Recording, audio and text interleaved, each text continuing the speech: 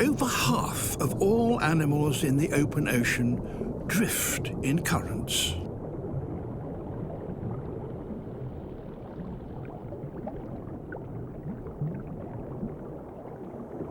Jellyfish cross entire oceans, feeding on whatever happens to tangle with their tentacles. Some can grow to 1 meter, even 2 meters across.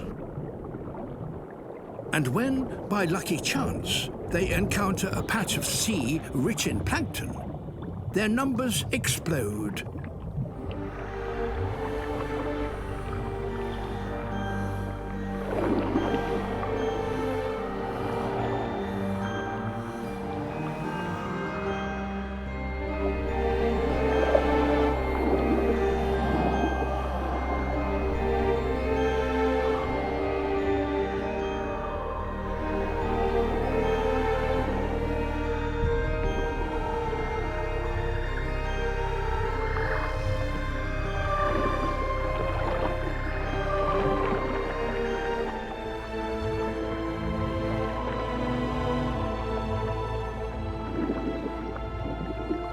It's such a successful strategy that jellies are one of the most common life forms on the planet.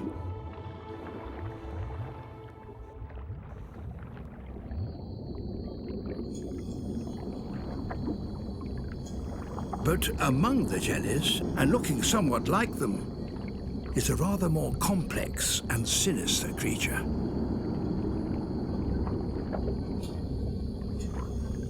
The Portuguese man-o'-war.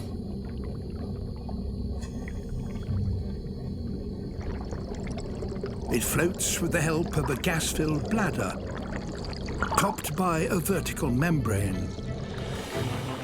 With that serving as a sail, it maintains a steady course through the waves.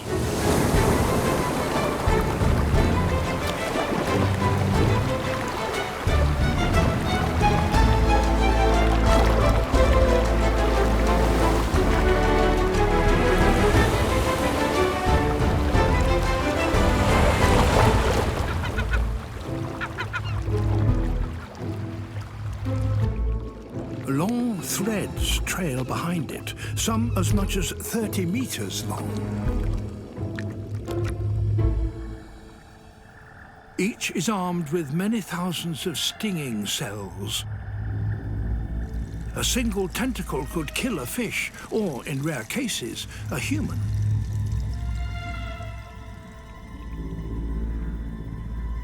But among its lethal tentacles lurks a man-o'-war fish that feeds by nibbling them.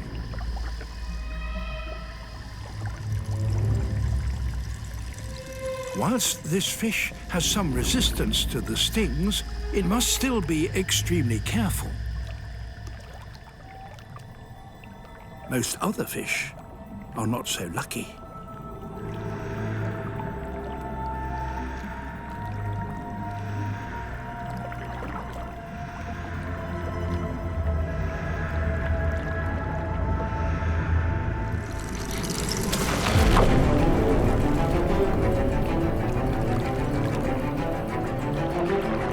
Tentacle has caught this one and reels it in.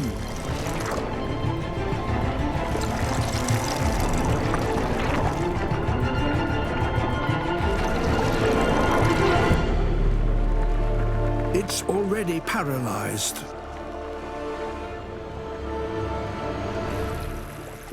Specialized muscular tentacles transfer the victim to others that digest the catch, liquefying it with powerful chemicals.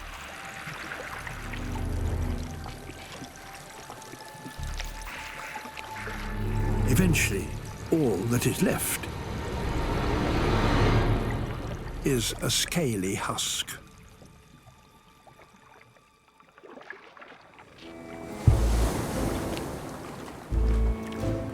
This voracious man-o'-war may collect over 100 small fish in a day.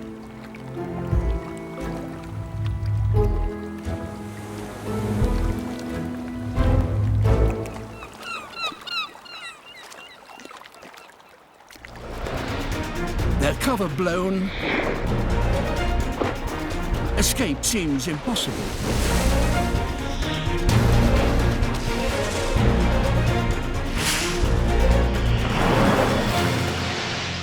But these particular fish have a unique ability.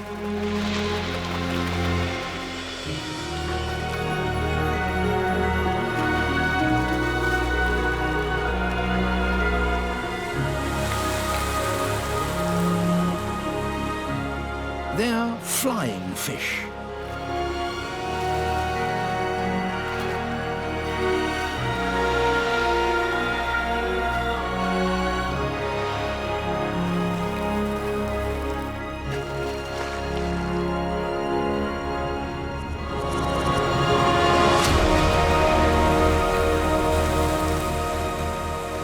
With an extra thrust from their tails, the flying fish get airborne once more.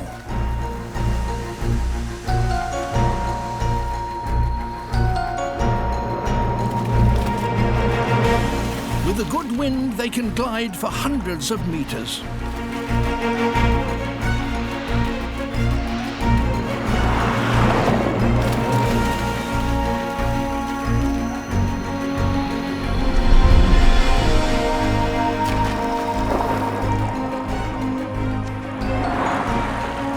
This is just what the frigate birds have been waiting for. When frigates join the hunt, the flying fish are literally caught between the devil and the deep blue sea.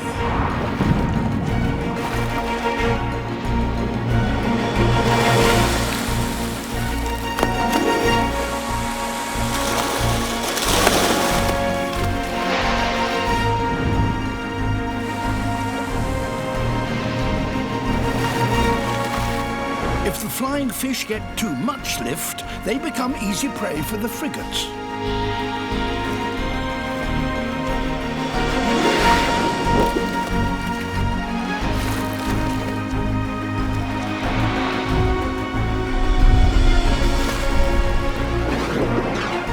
If they dive to evade attack from above, they could fall into the mouths of the Dorado.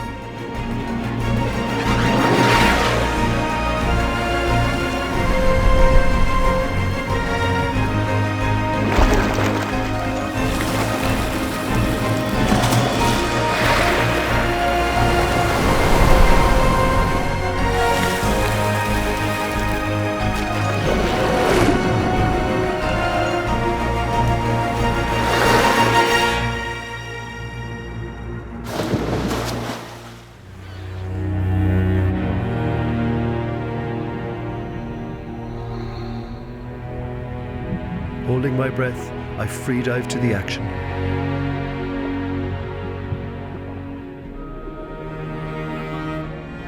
One whale swims under a shoal of sprat, which drives the fish up to the surface.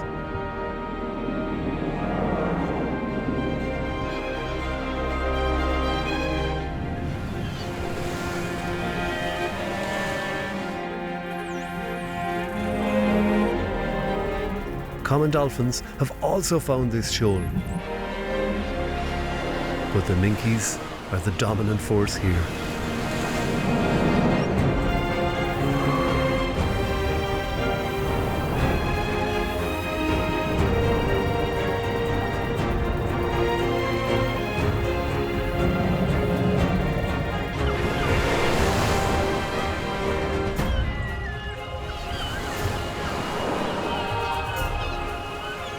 I keep my distance so as not to interfere.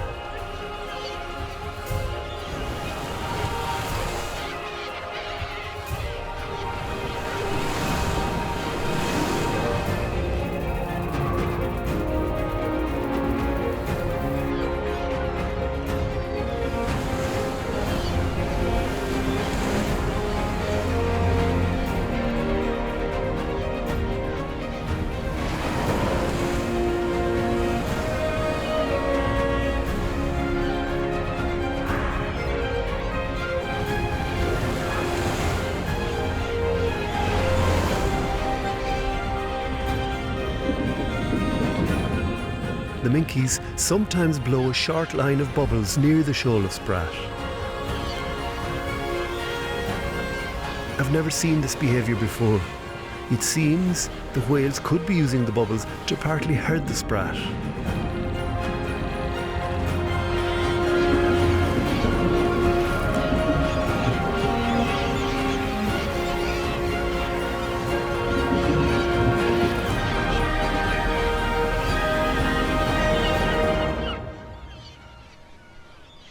After half an hour, it's all over.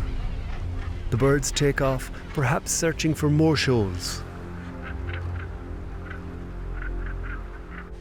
Oh my God. You can actually smell the fertile areas in the ocean because phytoplankton give off a gas known as dimethyl sulfide, DMS, and seabirds have an incredible sense of smell. And I wonder if they use that to find the fertile areas in the ocean and the shoals of fish.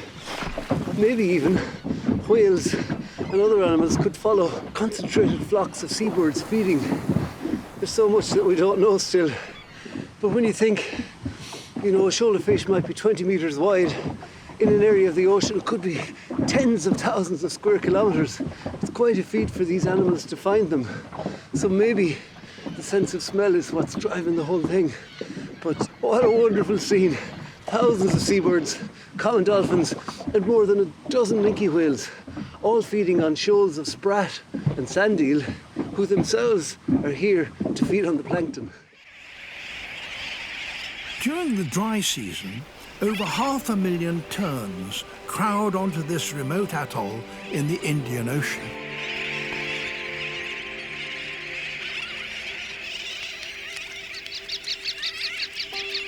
Their chicks are still in their dark juvenile plumage.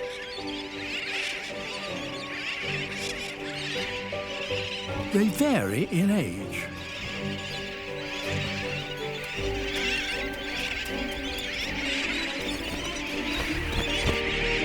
Whilst the more advanced chicks take to the air,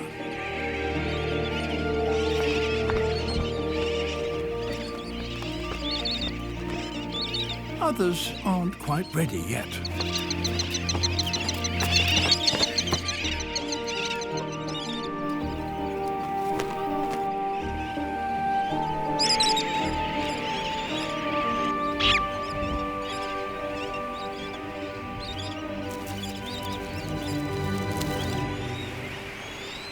Those just starting to learn to fly use the shallow lagoon that occupies the centre of the atoll as their training ground. It's difficult for some of them to stay aloft for long.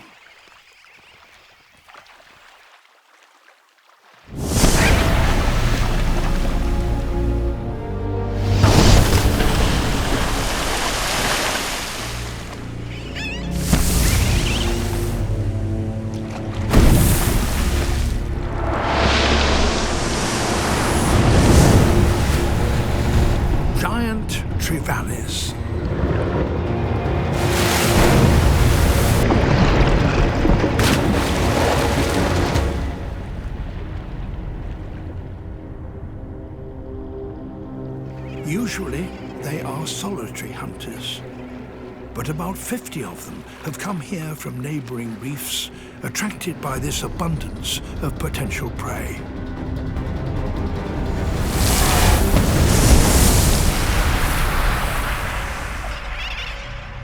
The fledglings stay out of the water if they can. They even drink on the wing.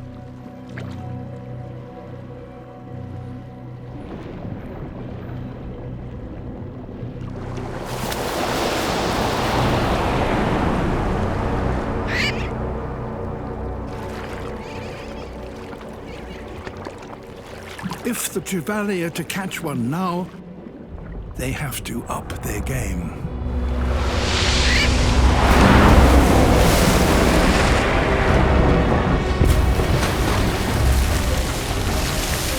So there is a fish here that, amazingly, has a brain capable of calculating the airspeed, altitude, and trajectory of a bird.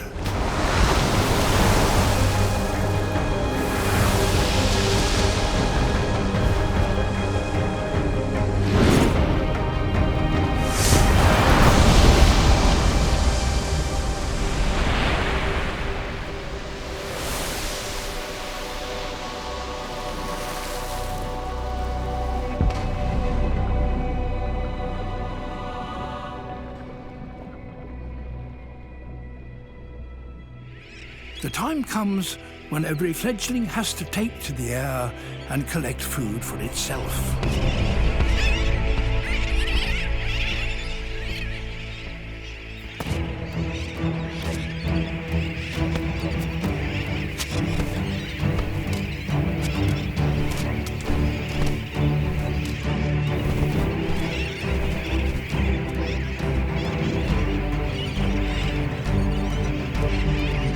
Their parents lead them to the training grounds.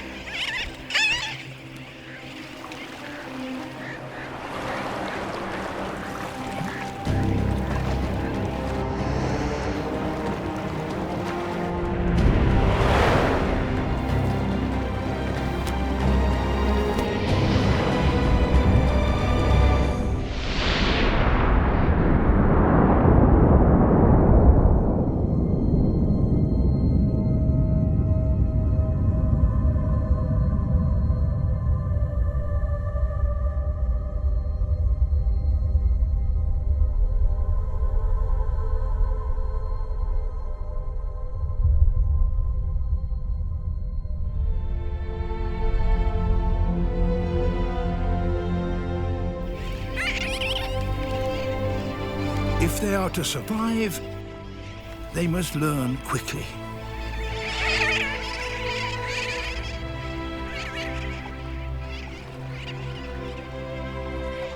After a month of practicing over the lagoon, the youngsters start to leave and take their chances out over the open sea.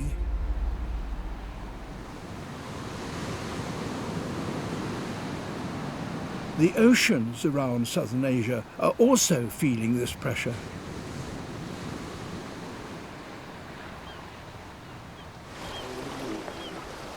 These seas feed billions of people around the world. For many fishermen here, their catch is their only source of livelihood.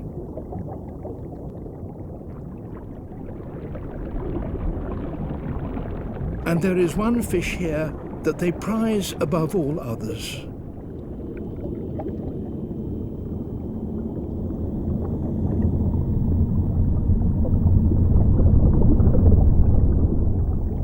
The whale shark.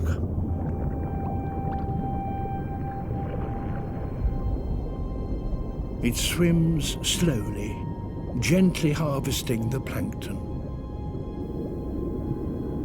It's almost 20 meters long, the largest fish in the world.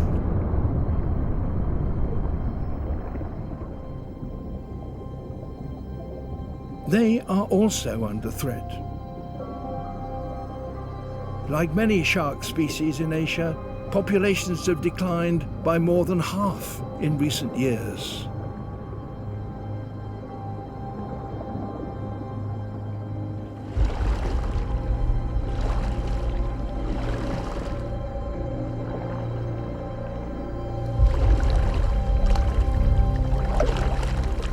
They are an easy and valuable catch.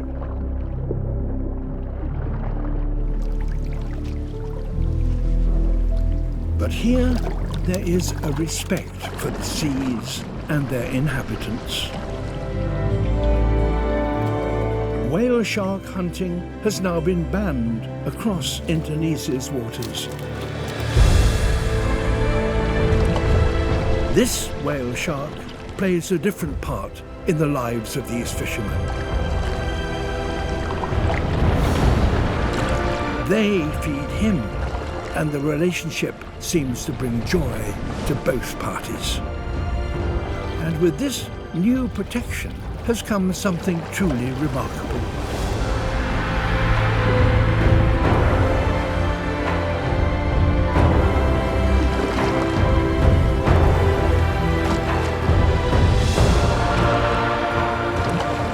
Whale sharks from far away are seeking out these fishermen, and in these safe waters there is a chance for their numbers to increase. And maybe one day other shark species will be protected too.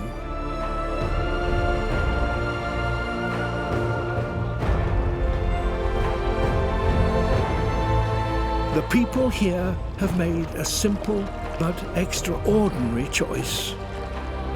Fishing in a way that is sustainable for themselves and the animals.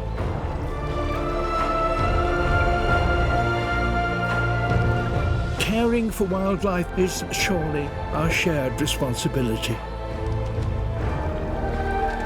Across this vast continent and across the world, it is decisions like these that are key to protecting the planet's most precious diversity.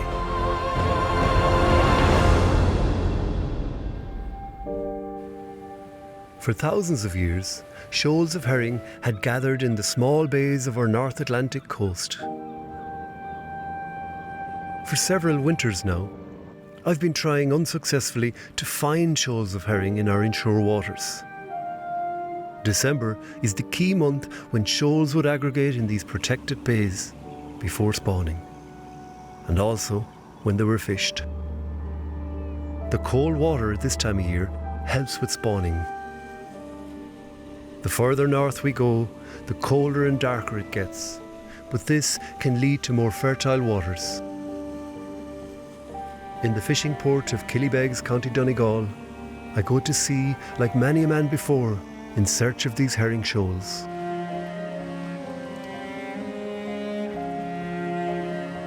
I'm using scuba as herring usually stay deeper, and these are cold, dark waters.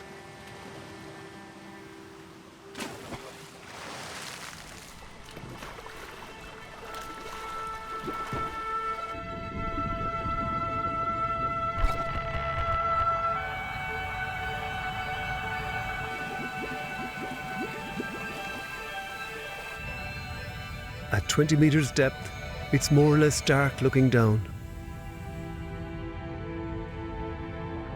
After a few days' effort, I sense movement and look towards the sun. Herring, thousands of them.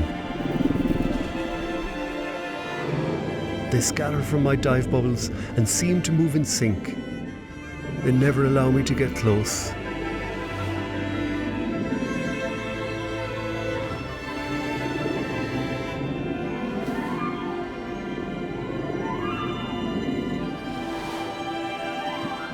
It's wonderful to find some herring after several winters of trying, but what a fabulous fish they are.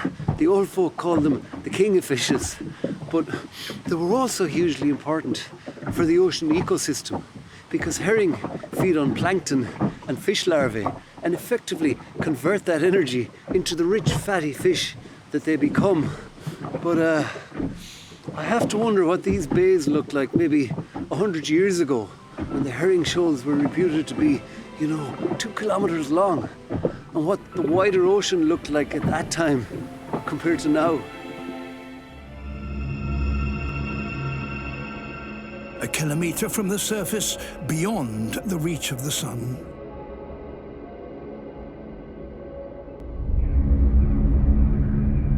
A giant black void, larger than all the rest of the world's habitats combined.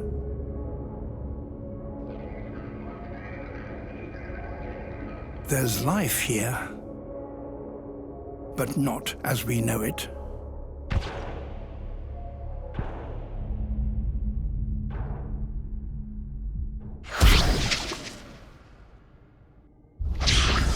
Alien-like creatures produce dazzling displays of light. –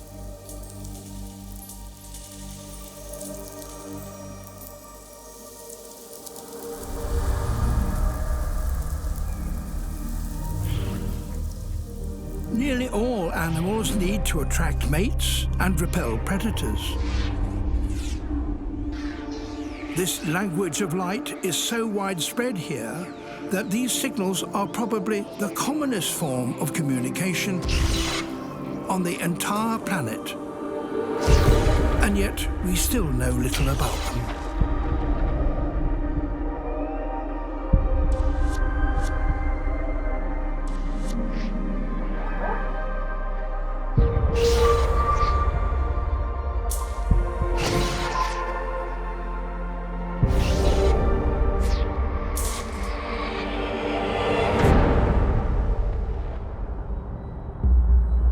Hunters illuminate themselves and, by doing so, attract inquisitive prey.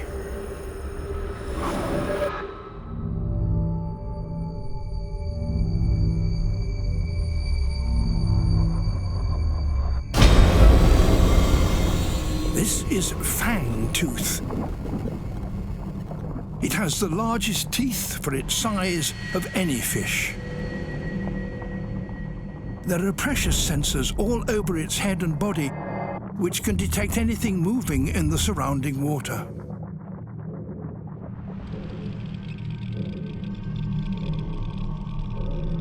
It's the midnight zone's most voracious fish. But prey use light as a distraction.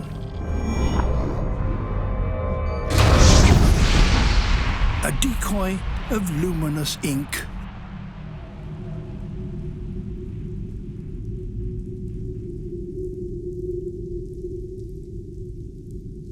Down here, in this blackness, creatures live beyond the normal rules of time.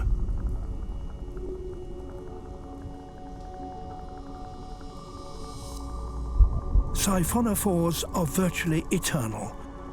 They repeatedly clone themselves, some eventually growing longer than a blue whale.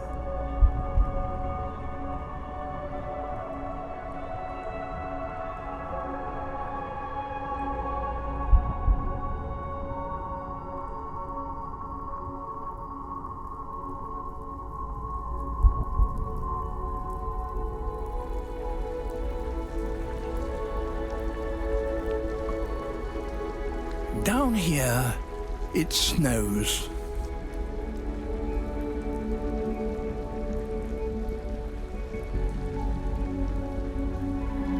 Continuous clouds of organic debris drift slowly down from above.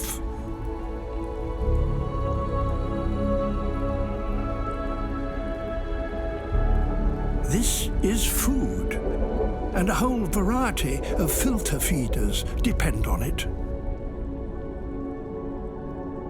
Jellyfish,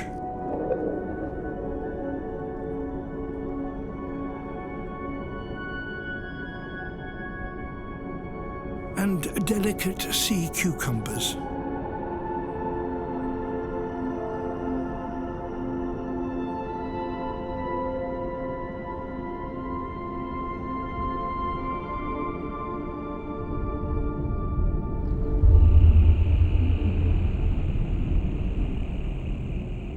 The 1% of marine snow they miss eventually settles on the sea floor.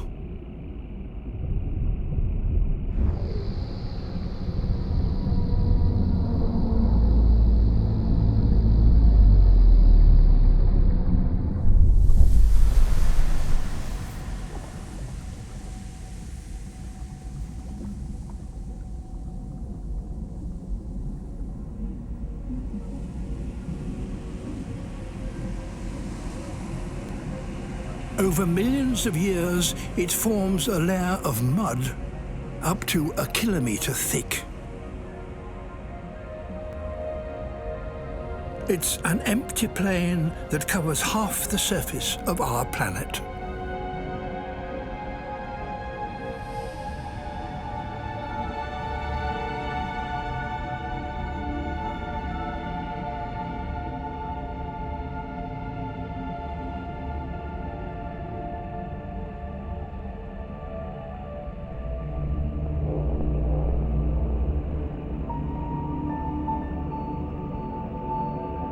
The deep seabed may at first appear lifeless, but it's home to a unique caste of mud dwellers. The sea toad. It is an ambush predator with an enormous mouth and infinite patience.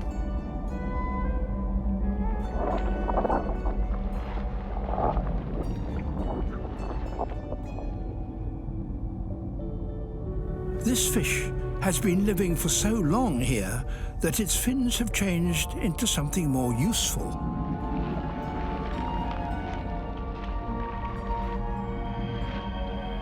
Feet.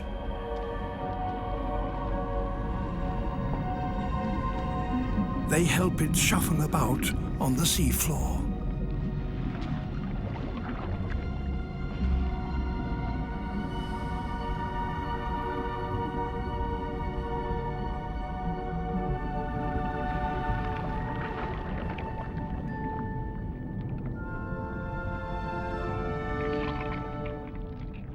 The flapjack octopus.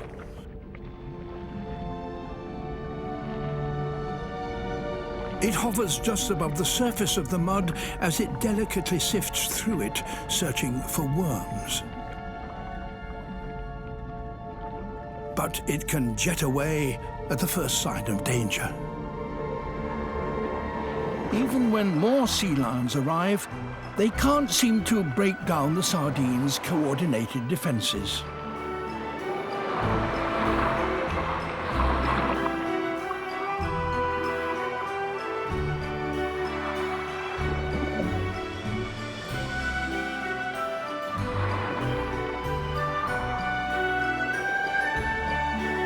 With a shoal this big, the sea lions need to isolate a smaller, more manageable group of fish.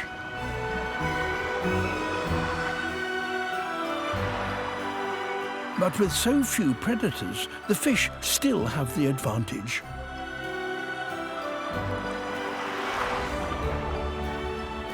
All the sea lions can do is keep the sardines at the surface and wait for others to join them.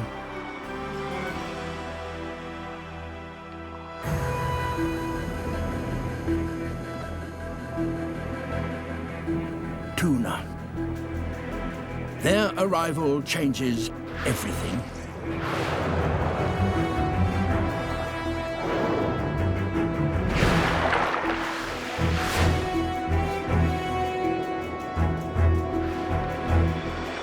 Tuna attack from below, cutting off the sardines' escape route down to deeper water.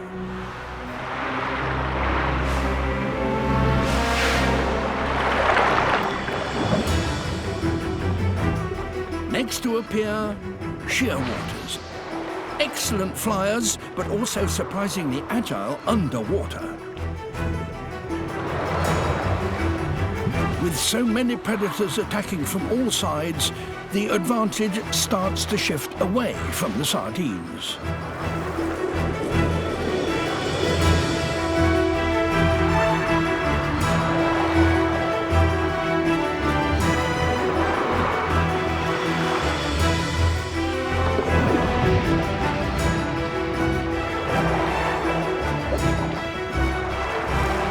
As the fish pack ever tighter, their shoaling strategy now makes it easier for the hunters.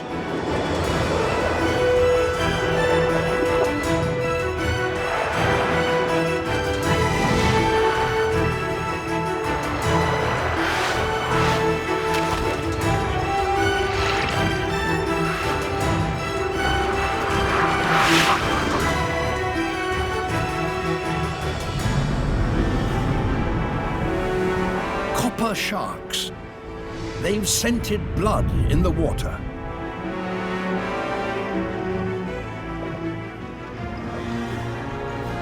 Surprisingly, perhaps, the predators never attack one another.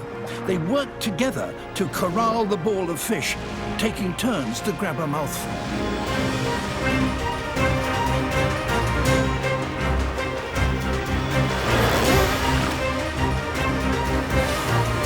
Common dolphins. As the shoal gets ever smaller, each sardine scrambles desperately to hide in the middle. But now there's no escape.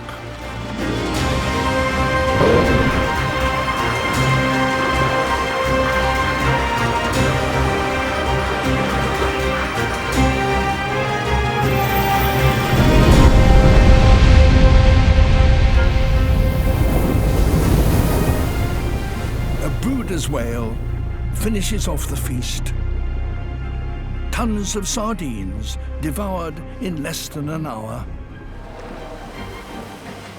The whales can sense the presence of the herring and dive in pursuit. Holding my breath, I dive to film the action. They're not easy to find in the darkness.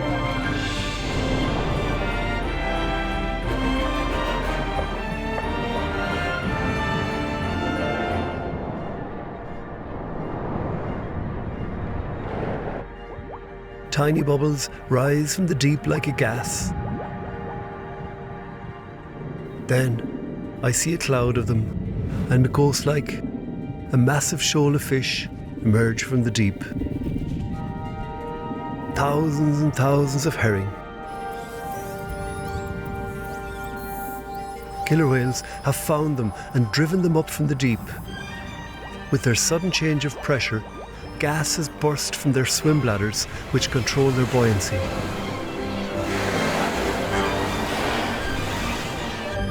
The whales work together to squeeze the fish into an even tighter ball. Gulls have spotted the signs.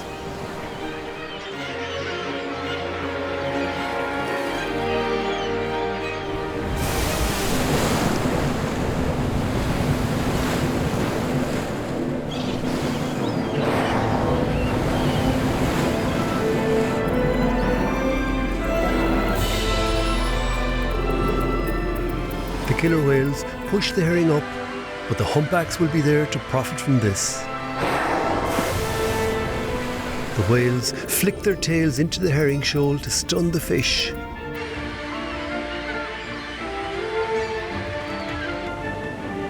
The animals briefly surface only to catch breath. Birds have learned to be in the right place.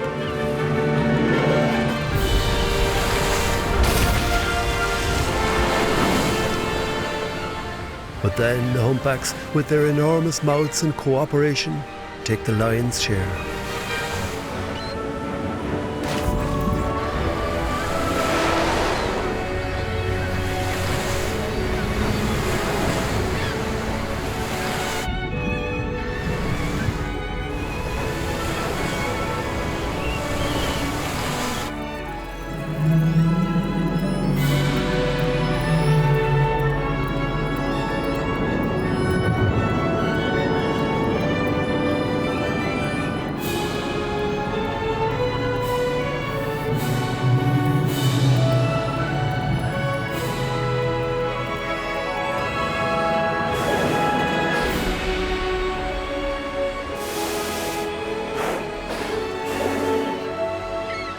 And after less than 30 minutes, it's all over and the animals leave to search for more herring shoals.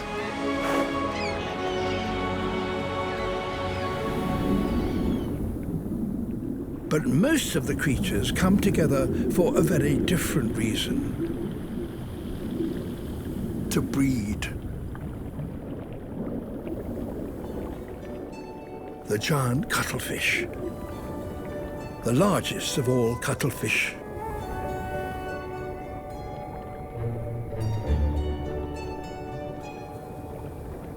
They live for just 1 or 2 years.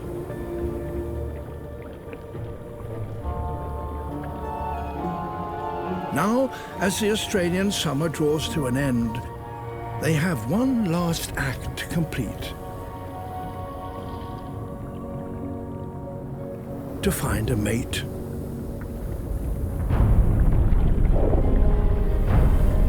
But there are over 100,000 males competing for the arriving females in this one bay.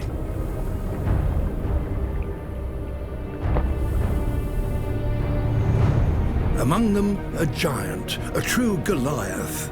He probably weighs about 10 kilos. Bands of colour sweep across his skin.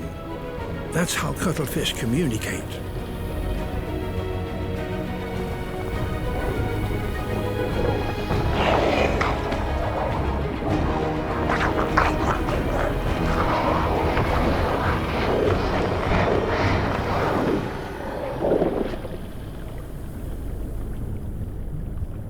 This smaller male couldn't possibly take him on.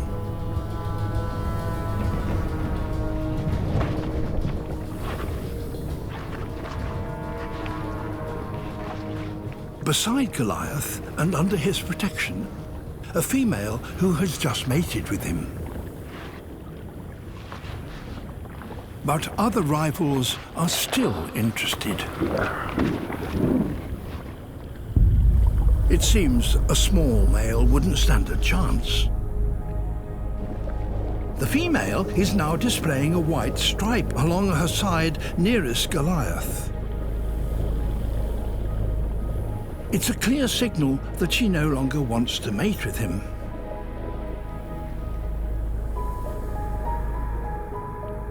It's all the encouragement that the little male needs.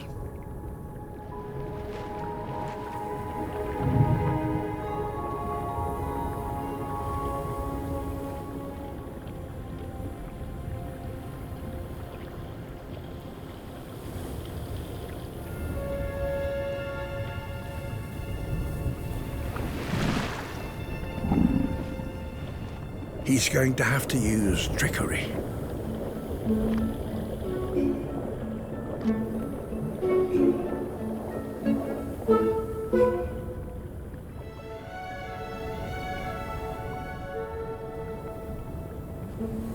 He tones down his colours and tucks in his arms. He's just the right size to mimic a female.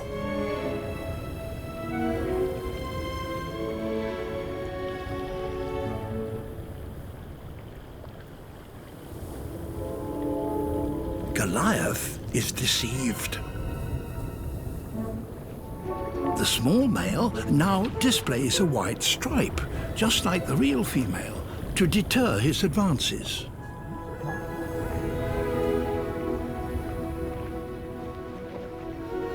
He slips beside her, and they mate.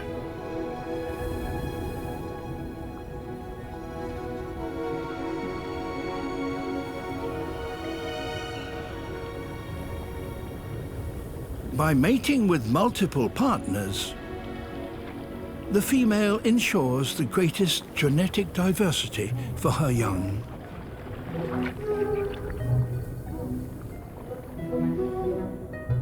The sneaky male leaves, his final act complete.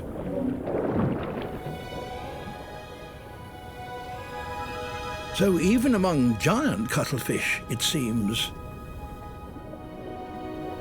it's not all about size. He's a marine iguana.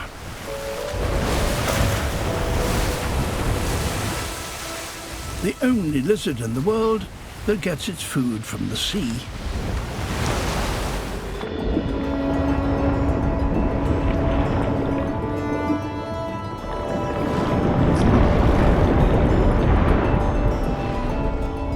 The seaweed on which he totally relies only grows in abundance here because of the nutrients brought by the Cromwell current.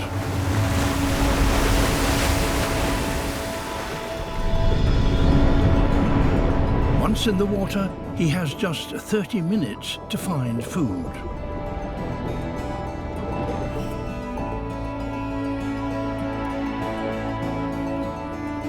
Any longer than that, and his muscles will seize up and he'll drown. For like most reptiles, he can't handle the cold.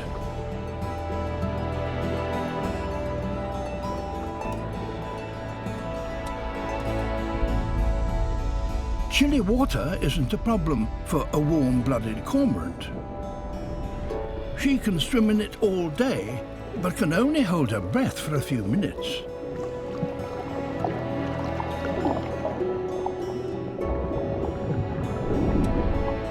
He, on the other hand, completes his whole half-hour trip on one single breath. His flat face and sharp teeth make him an efficient seaweed cropping machine, but with the clock ticking, he must eat fast. The cormorant, having caught its fish, goes back to the surface. One last mouthful, and it's also time for the iguana to head for home. But to stop his muscles from seizing up in the cold water, he must get back quickly. So he could do without the attentions of an inquisitive sea lion.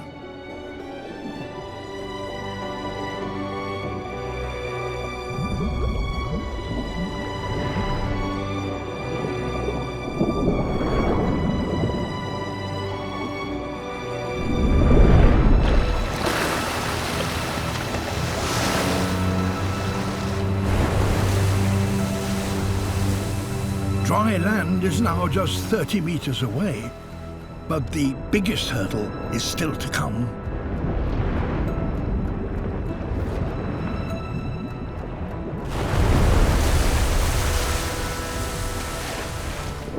The surging water now fights against him.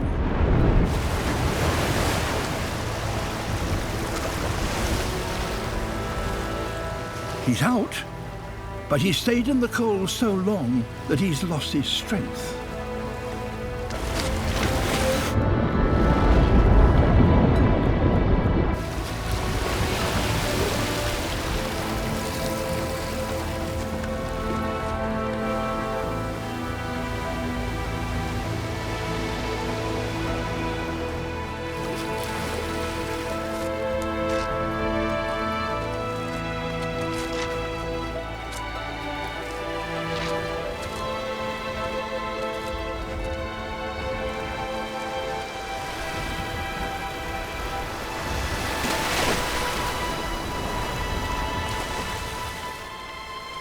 And he's made it.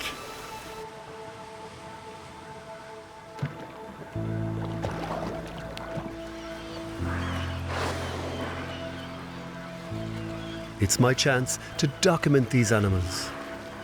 It would be my first time in years of trying to film a fin whale underwater.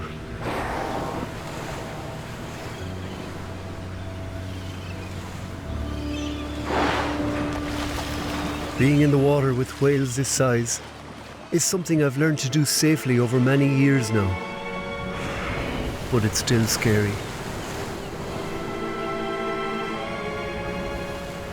I think about my ancestors and wonder what they would have made of this.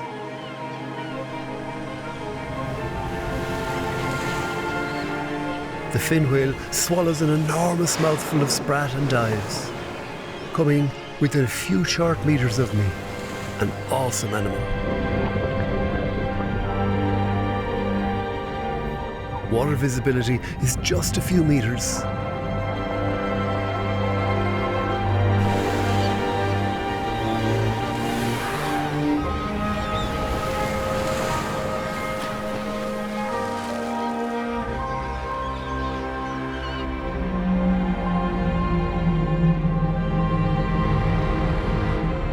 What an incredible moment. To my knowledge, it's the first time anyone has filmed a fin whale underwater in Ireland.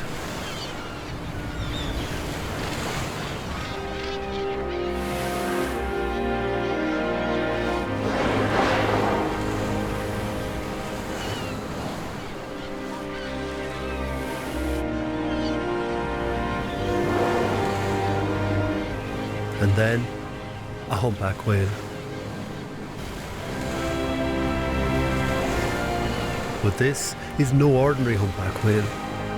I can recognise from the tail and dorsal fins that this is Boomerang, a whale that has been coming to our south coast for 20 years now, and for some reason always associates with fin whales. He blows a single line of bubbles, perhaps to herd the sprat, and lunges from below the water.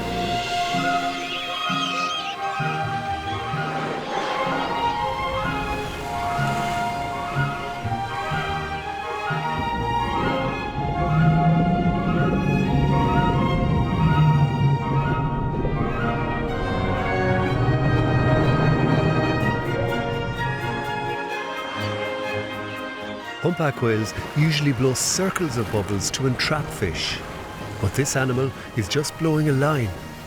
Perhaps he's competing with the fin whales.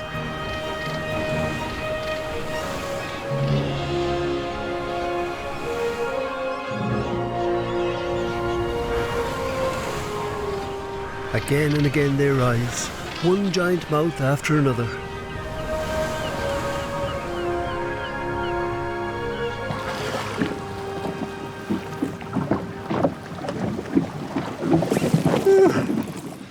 Four fin whales feeding. Oh my god.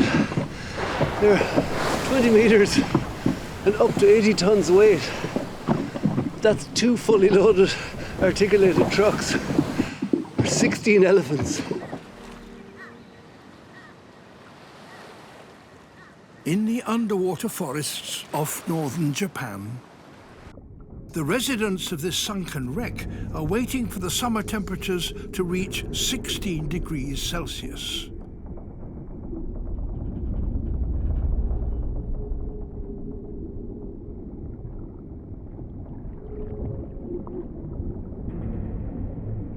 That, for some, is the time for mating.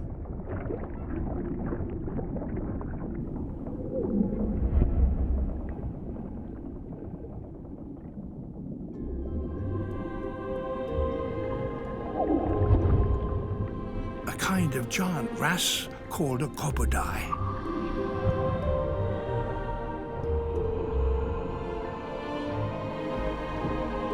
This is a male.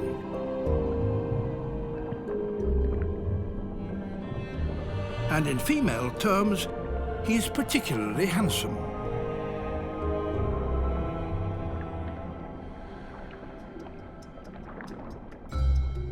He's a metre long and weighs 15 kilos.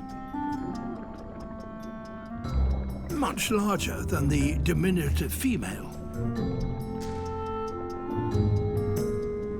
And he is ready to breed. He attempts to mate with her, and with any of the other dozen or so females that live in his territory, whenever he gets the chance.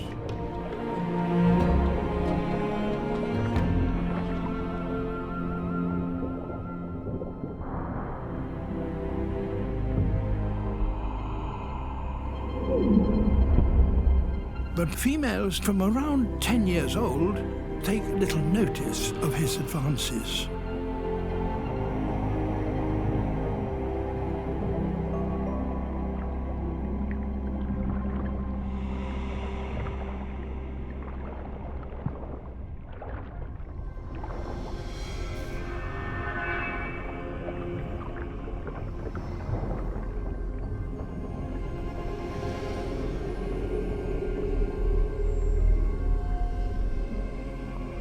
This is because when any large female reaches a critical body size, she can begin a dramatic transformation.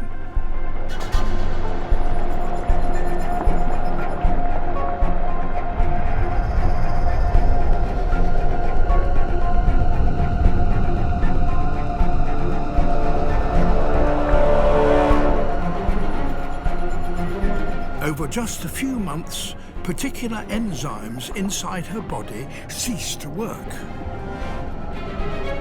And male hormones start to circulate.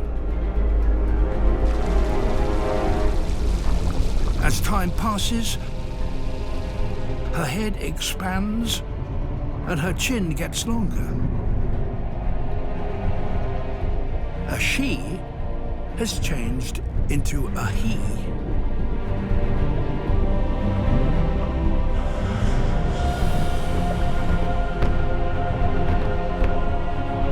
And with this comes a change in temperament.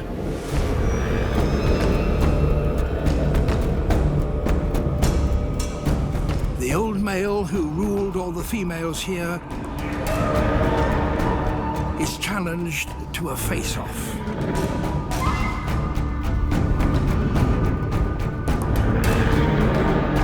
The more bulbous the head, the more it intimidates an opponent.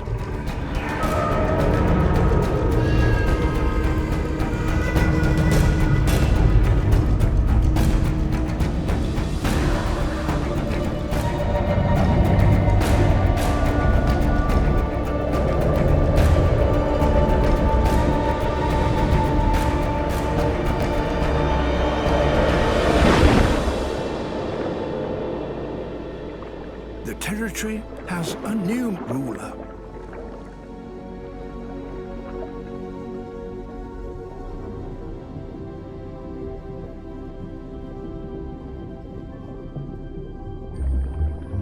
Only the largest females transform themselves in this way.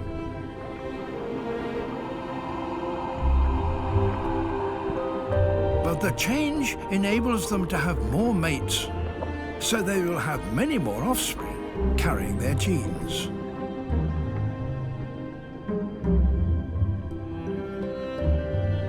But a new male can't afford to be complacent. Inside the body of every Cooperative female, there is a new male in waiting.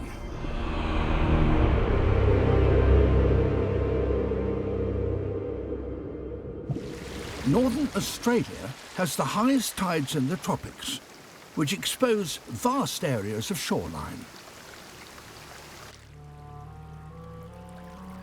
And here lives a truly extraordinary species of octopus.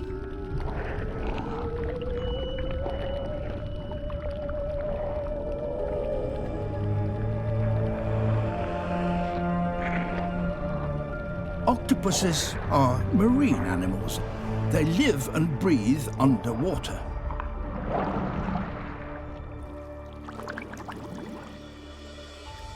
At low tide, most octopuses will be imprisoned in their rocky pools.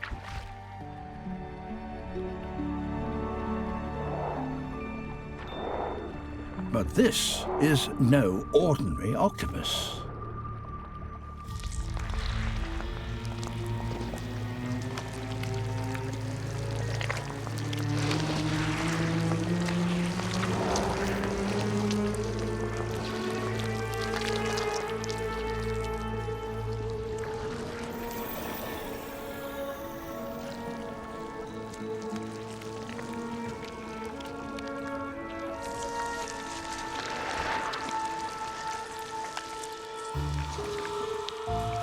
It's the only one specially adapted to walk on land. It pulls itself along using the hundreds of tiny suckers that line its arms.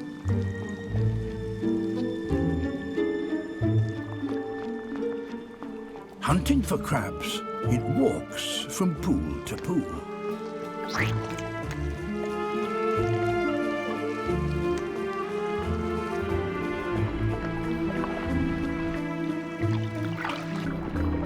Apart from a rather startled fish.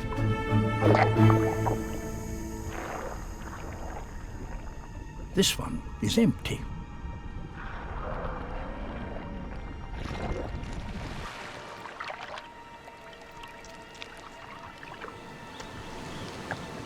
So the octopus moves on.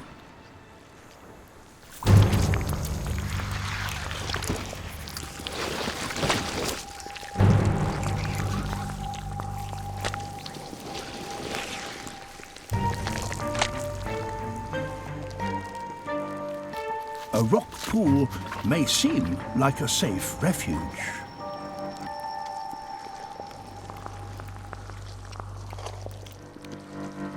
But the octopus's suckers enable it to move just as stealthily in water as out of it.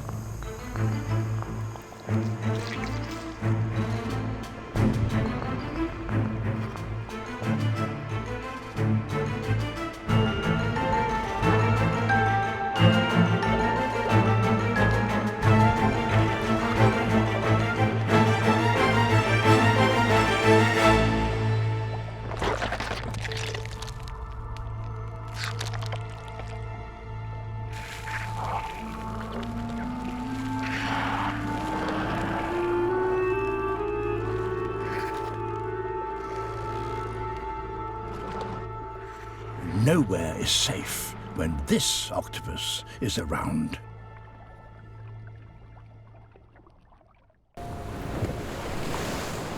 On St. Brendan's voyage, the monks wrote of having arrived at a coagulated sea, a place where the water appeared oily and absolutely no wind. All they could do was wait.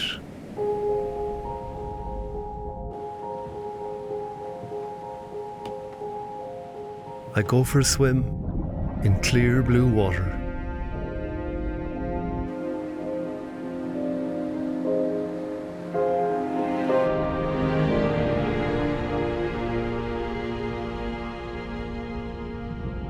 Salps are a chain of creatures living together. They suck seawater through their bodies to filter plankton, and this also propels them forwards.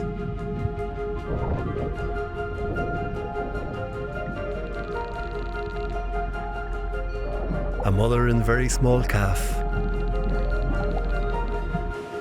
This doesn't feel like Ireland.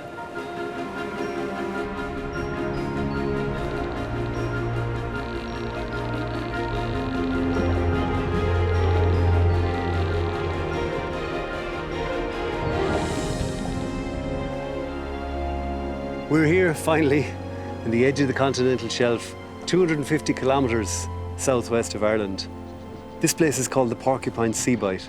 And what's incredible about here is that the seabed, as you come west of Ireland, it's about 200 metres deep, and then suddenly it just drops down to 1,000 metres, then 2,000 metres, and then eventually to 5,000 metres, the abyssal plain. And that's more than half the height of Mount Everest. And you can see the conditions are just, I mean, it's surreal. It's absolutely beautiful here. And the water, it's blue, crystal clear and blue, not like the coastal waters we get in Ireland, which are green because there's so much organic matter and plankton in there. Here, it's blue, and we can see for maybe 15 metres. What we're hoping to find here is the fin whale. We've managed to film them in the inshore waters close to Ireland and other parts of the North Atlantic. And if we can find them here and maybe film or photograph the back of their heads, the chevron and the blaze pattern that's unique to every individual fin whale, a bit like our fingerprints are to us, then maybe we can confirm some migration routes of these animals, or at the very least show the different areas where they're feeding and they're moving around, and try to protect them in all those areas and the areas in between. And right here on the edge of the continental shelf to the west of Ireland, it's one of the most fertile places in all of the North Atlantic, and this is where they're likely to be.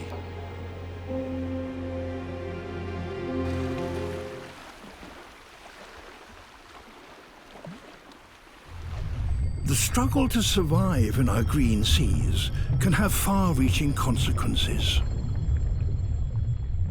Once a year, one particular meadow in Australia is transformed.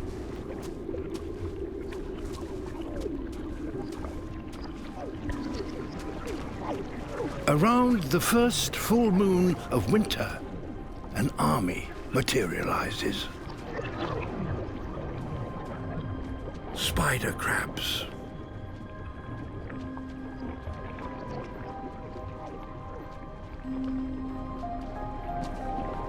For the past year, they've been feeding in deeper waters.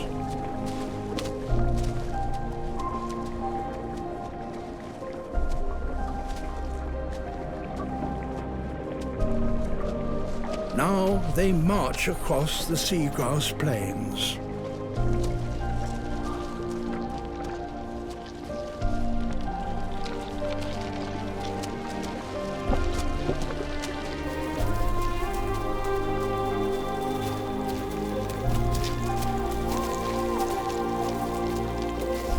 hundreds of thousands of them.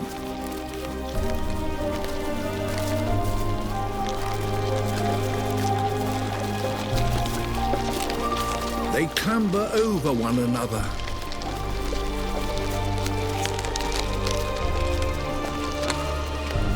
Creating great mounds.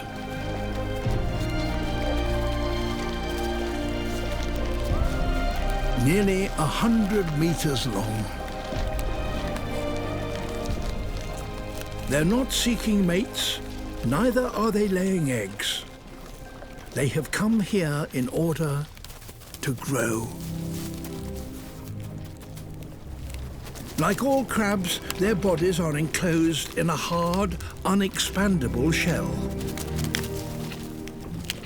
So, to grow, they have to break out of it.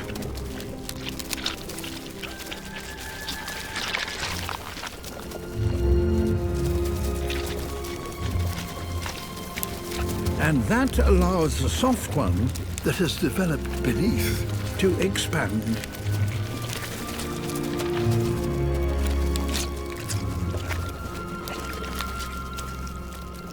It will take days for the new shell to harden.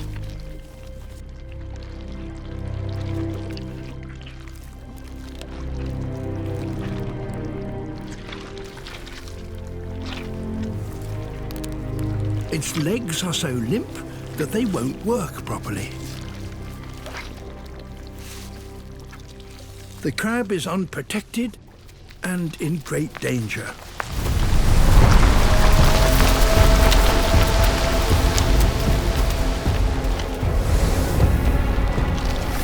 A smooth stingray. It's huge, about 4 meters long. It wants a soft, freshly molted crab that will be easier to eat.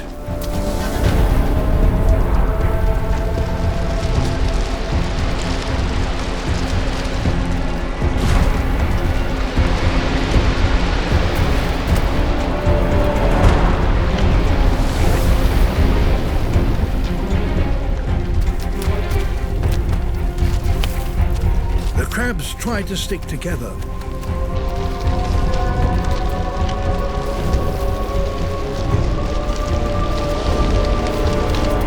But now, disturbed by the ray, they're scattering.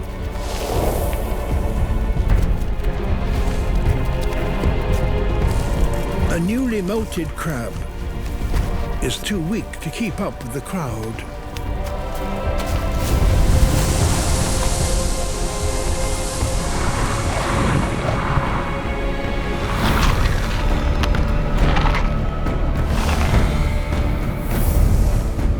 The safest place is right in the middle of the pile.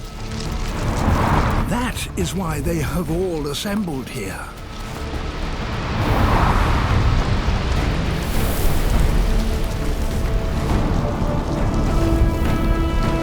There is safety in numbers.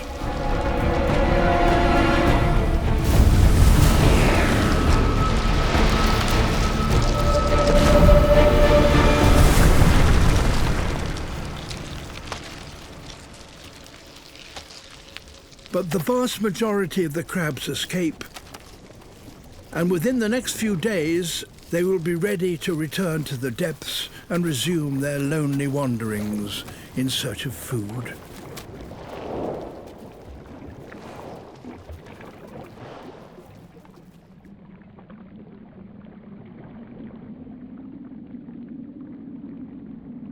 This is no graveyard, but the triumph of 100,000 crabs successfully molted. Blacktip reef sharks.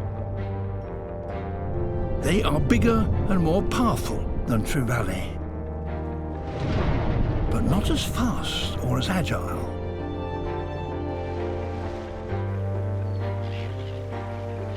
The hardyheads are well aware of them, but so long as they stay just out of reach, they have little to fear.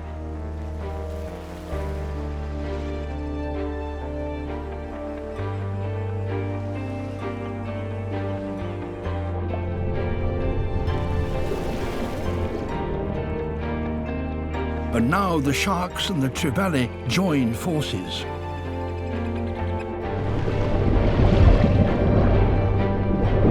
Together, they enter the shallows, each looking for a chance to attack.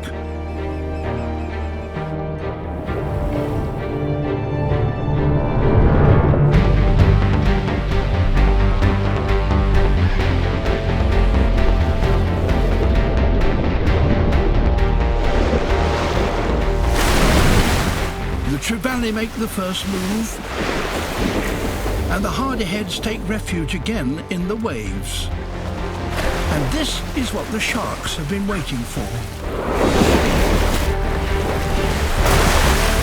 Surging forwards, they chase the hardyheads out of the water, beaching themselves in a daring bid to hoover up their prey.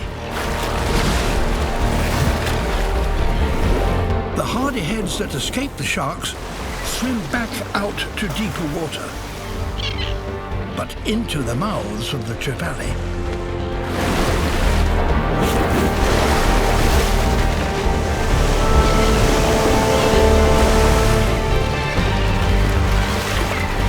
Now the receding waves help to pull the sharks back into deeper water.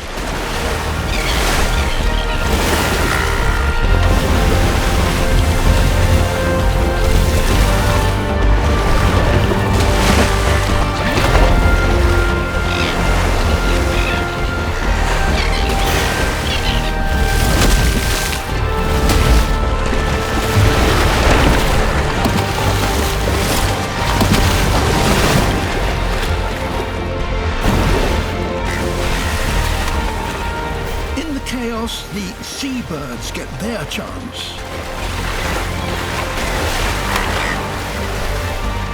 It's a feeding frenzy in only 10 centimetres of water. I've ventured here to the mid-Atlantic ridge in search of fin whales. I believe they may come here to feed.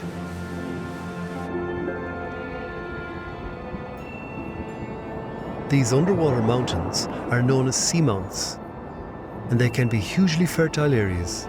Because of their shape in the middle of the ocean, they cause nutrient-rich water to well up from the deep, creating oases of life in the open ocean.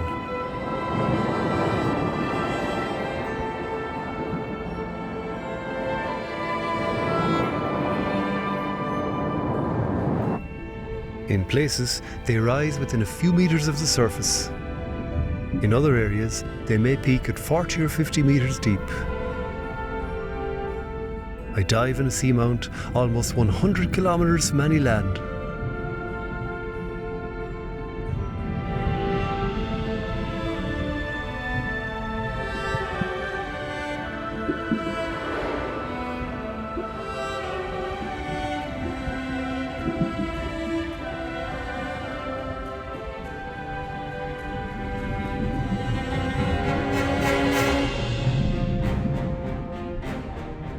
Shoals of barracuda gather here to feed on smaller fish, as do these triggerfish. They even try a bite of me.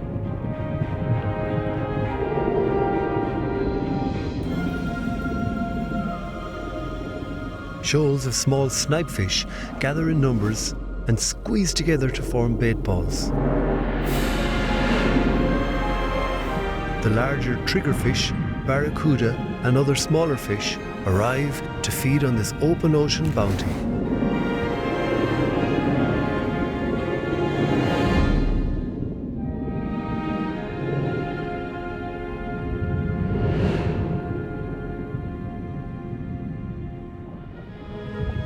Blue sharks migrate here annually because they know there'll be fish.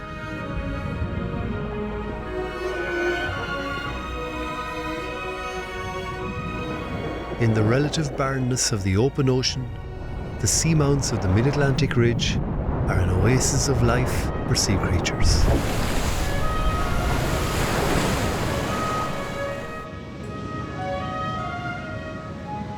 It's funny, the sea can be so much more stable at depth than it is at the surface.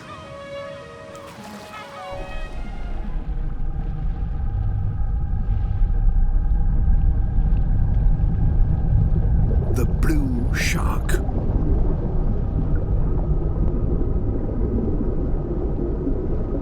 It travels over 8,000 kilometers a year, riding on the currents supported by its broad wing-shaped fins.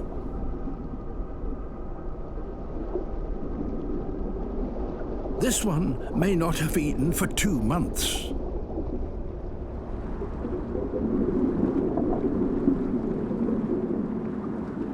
But the currents can carry promising traces of fatty oils from many kilometers away and will lead it to its next meal.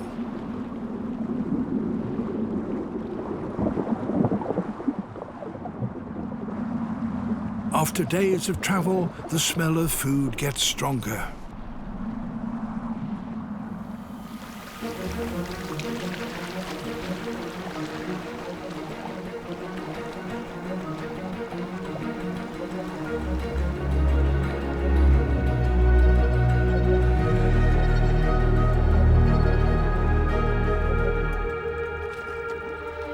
A dead whale, recently struck by a ship. This could be a real feast, but the blue shark must be cautious.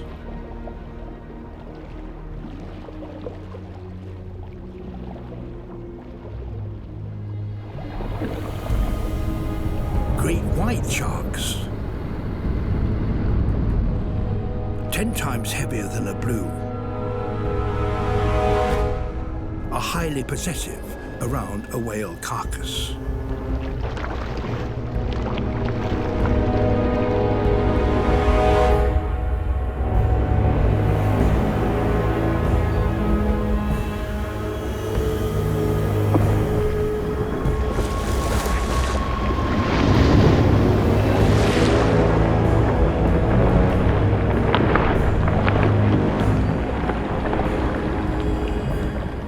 Great whites are eager to feed on energy-rich whale blubber, which we now know forms a major part of their diet.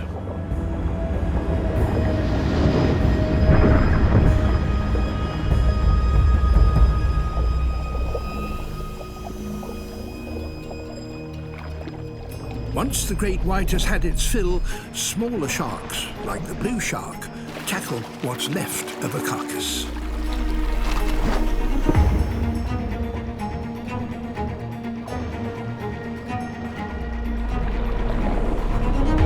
As the oils from this dead whale spread more widely, more and more blue sharks appear.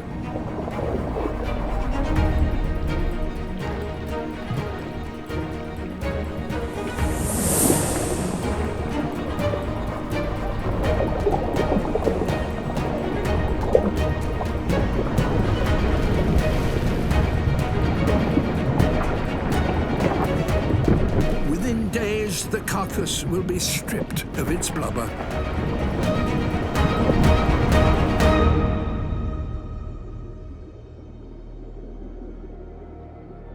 Then, no longer kept buoyant by its oil, it will sink into the depths below.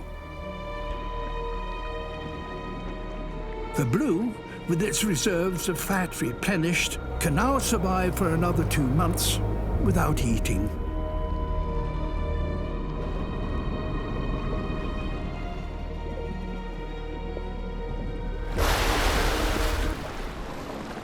Eden's whales have lived here for generations. But the world around them is changing.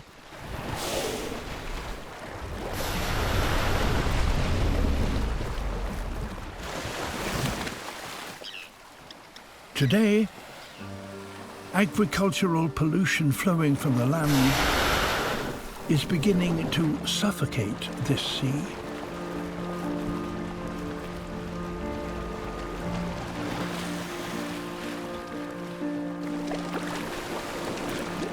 Many fish now stay closer to the surface, where the waters still contain enough oxygen to survive.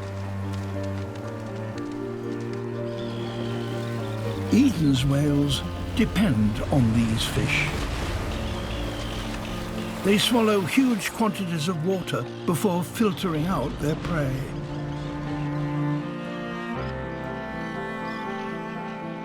It takes a lot of energy to drive their 15-ton bulk through the water.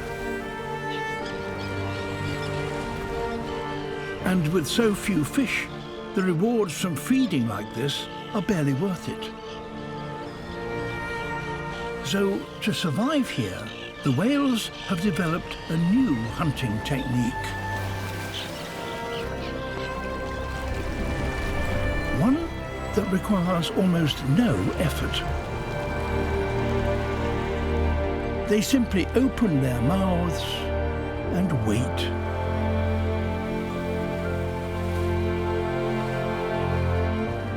The panicked fish jump right in.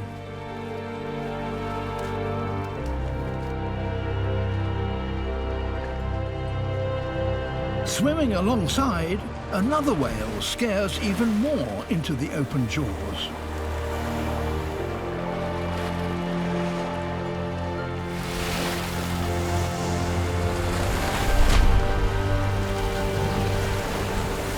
With this ingenious new technique, Eden's whales have found a way to survive the pressures they now face. All across the planet, animals are having to adapt to a changing world. But the speed of these changes will be too fast for many.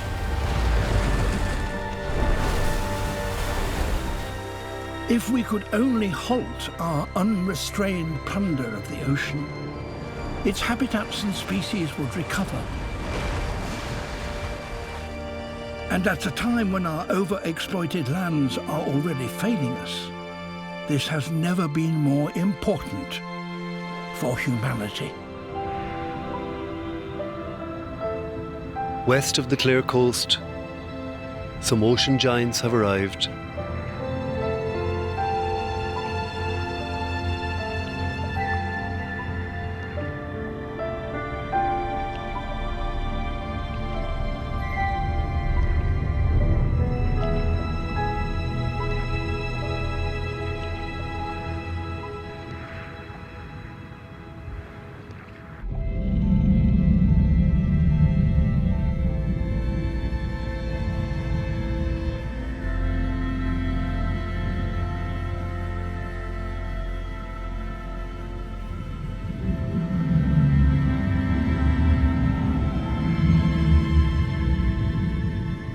I wonder what St. Brendan and the early seafarers, in their open boats, would have made of these creatures. Basking sharks.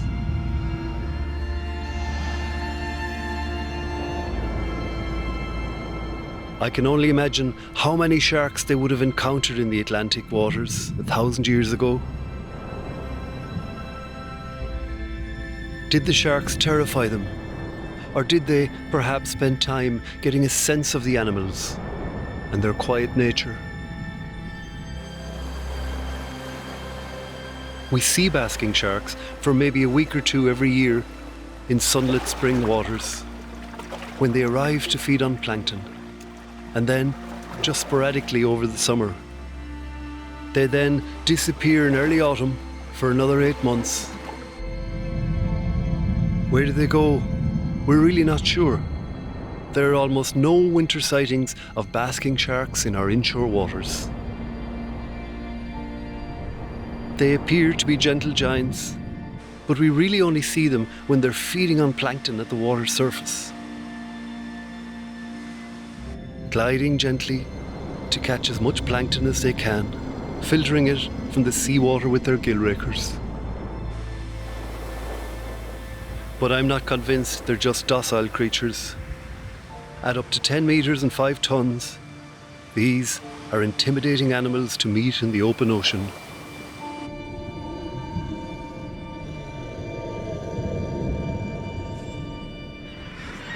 And wave power creates towering fortresses like these cliffs in the Arctic, home to tens of thousands of breeding seabirds. The faces of the cliffs are accessible only from the air and have plenty of nooks and crannies for those that can get there.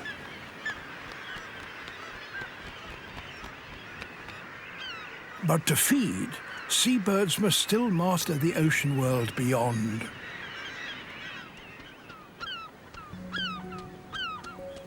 A puffin. He's a fisherman and a father. He has a mate for life.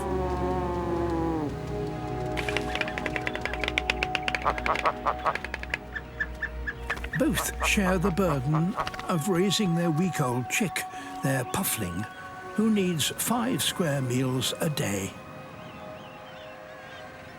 The parents alternate fishing trips. It's Dad's turn.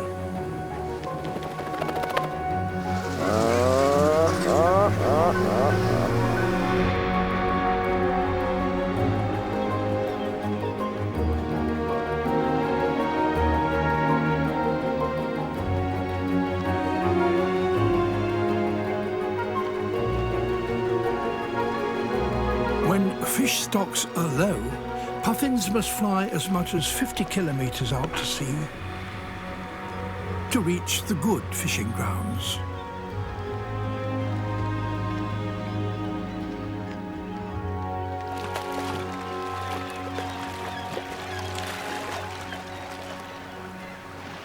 Once there, they plunge into another world.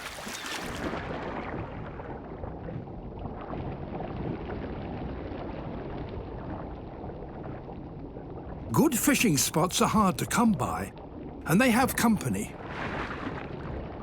Guillemots.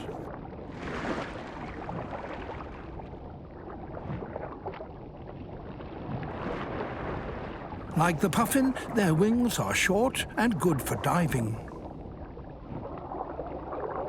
Puffins can hold their breath for over a minute and dive as deep as 40 meters.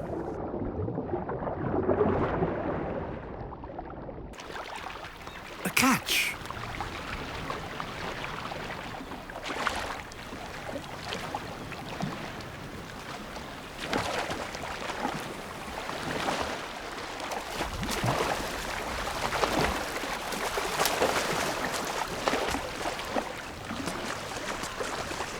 But it's a long way home.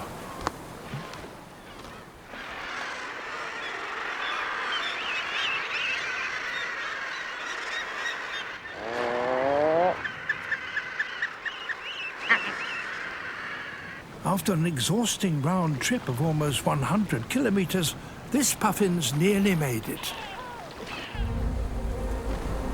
But there are pirates on this coast. Arctic skuas.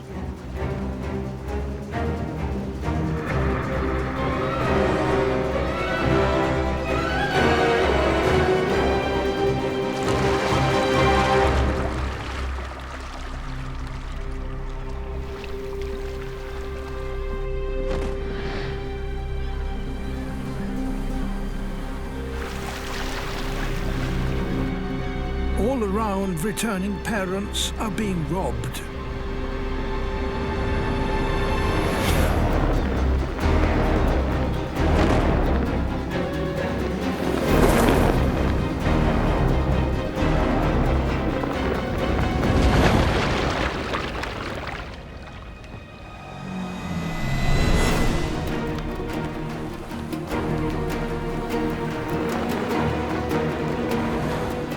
The skuas' long, raked-back wings make them faster and more maneuverable.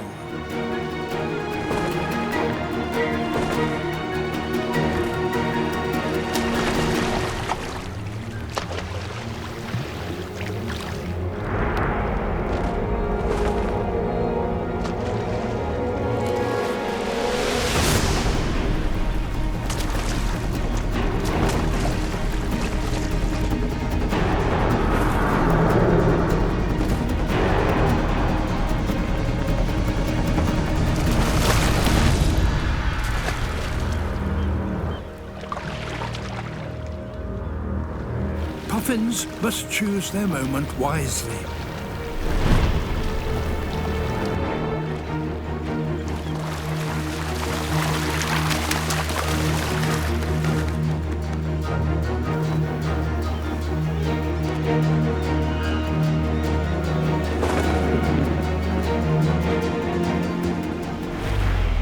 near miss.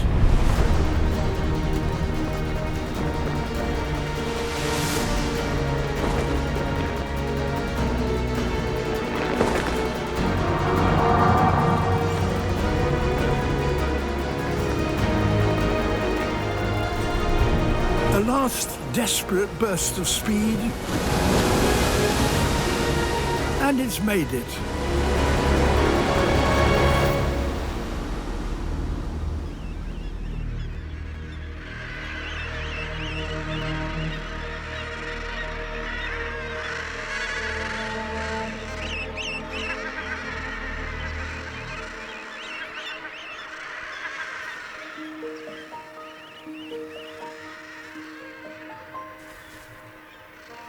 Safely home after a 3-hour round trip.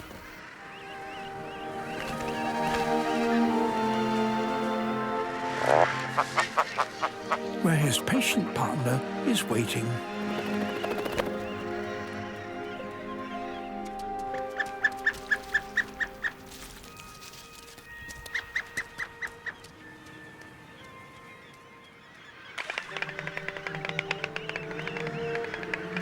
Today, their puffling will eat.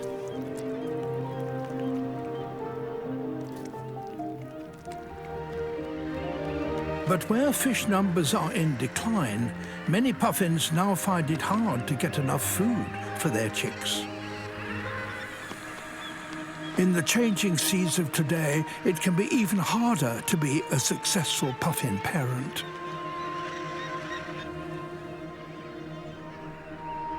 Hunting is only possible for 3 hours around low tide, when the mud banks are exposed.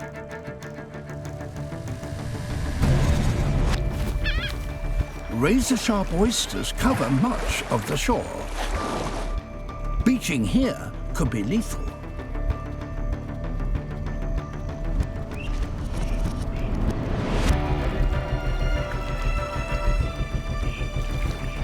The hunters need to find a stretch of shoreline with just the right slope.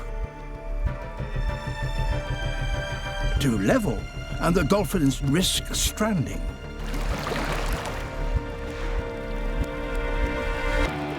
Too steep, and they can't force their prey from the water.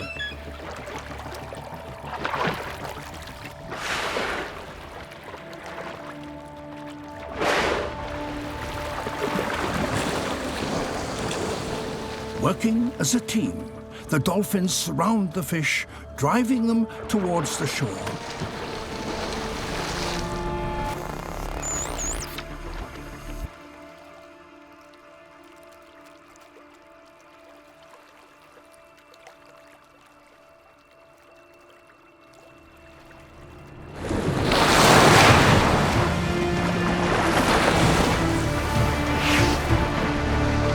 Attacking in perfect synchrony, the dolphins create a bow wave.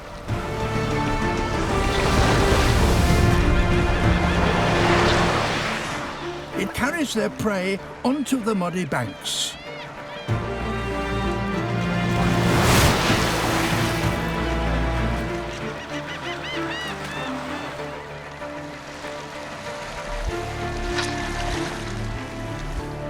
Other fish eaters profit from their daring.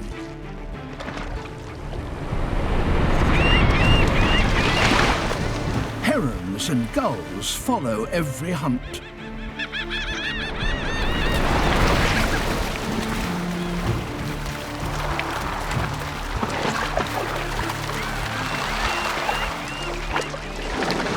To get to the fish first, the dolphins drive themselves high up the bank. But if they go too far, they risk stranding.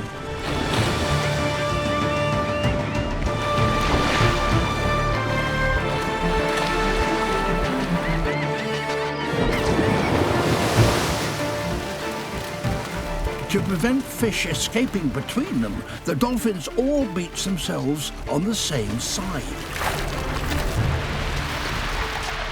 Always the right.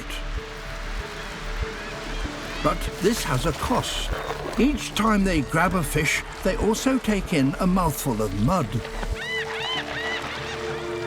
The grit gradually wears down their teeth. But on one side only.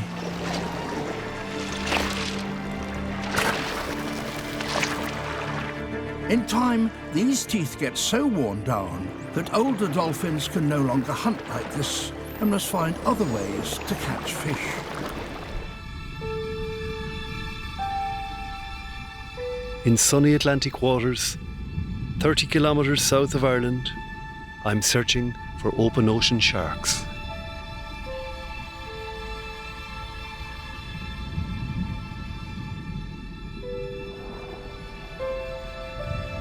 Sadly, most all of the 40 species of sharks in Irish waters are now in trouble.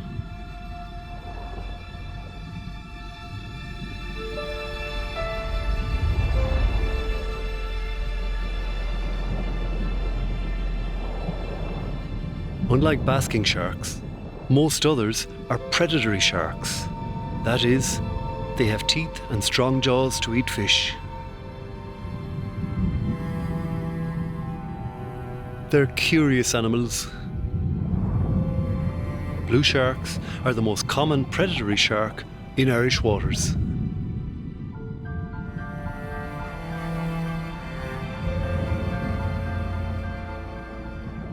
They're highly evolved hunters in their own ocean environment.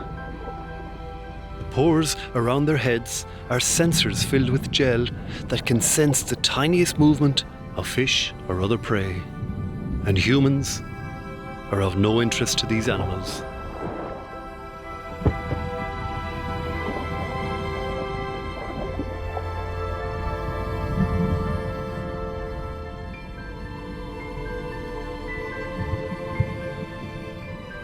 They migrate all around the North Atlantic, visiting Ireland in the summer months to feed, then travelling to the Azores and America.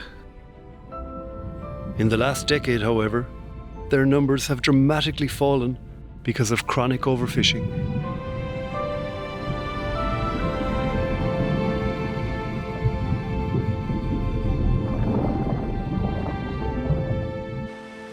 These blue sharks have more than likely circumnavigated the North Atlantic. They migrate with the seasons. I guess you could say they live by the seasons. And they come into Irish waters in mid to late summer when the water warms up a bit to feed, I guess. You know, sharks have been around for 400 million years. There was a shark fossil found in the Burn dated to 300 million years ago. But what I find incredible is that about 100 million years ago, most shark species actually stopped evolving because more than likely they had reached the perfect form to hunt and to live and survive in the ocean. They've likely come into our bays and our shallow waters for hundreds, if not thousands of years, and I can find no credible record of a shark attacking anybody in Ireland or any place close. But they're really curious. They come right up to the camera. What a privilege to share the water with these creatures. Look at this one. Absolutely beautiful animals.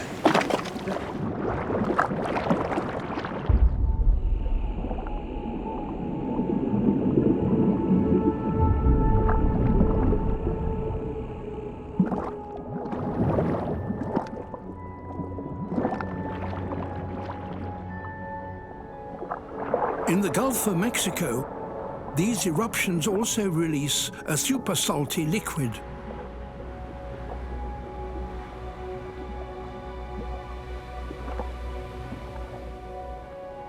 Brine.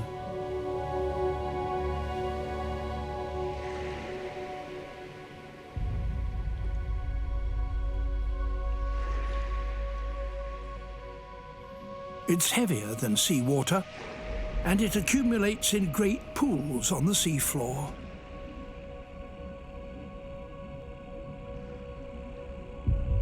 It's difficult to make sense of the sight.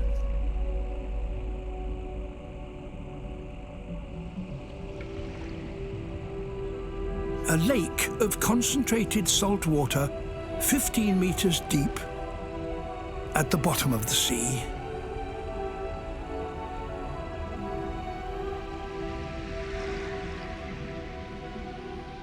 around its margin, perhaps even more strangely, there is a profusion of life.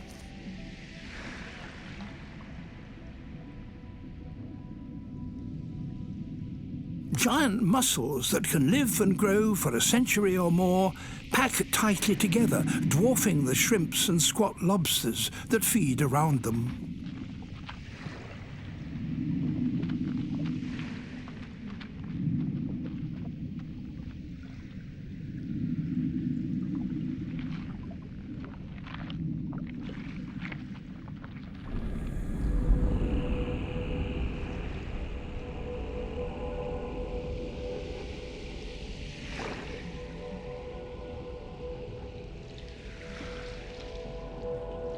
Cutthroat eels, scavengers, come to the shores of the brine lake in search of something edible.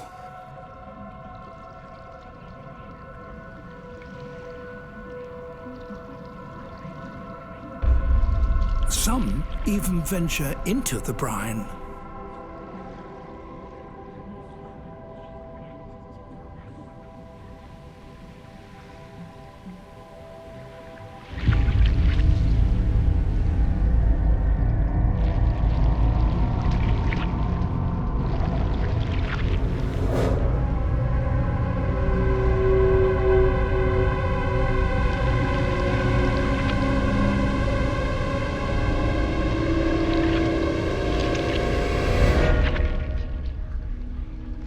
Spending too long in it can send an eel into toxic shock.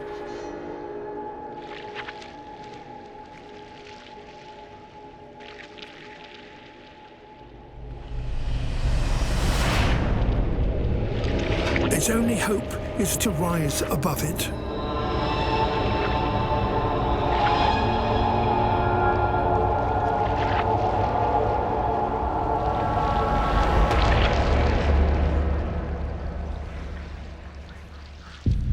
It manages to escape.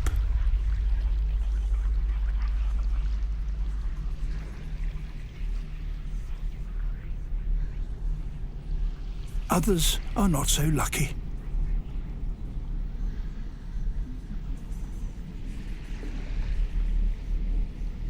The brine embalms their bodies, and the casualties of decades accumulate around the margins.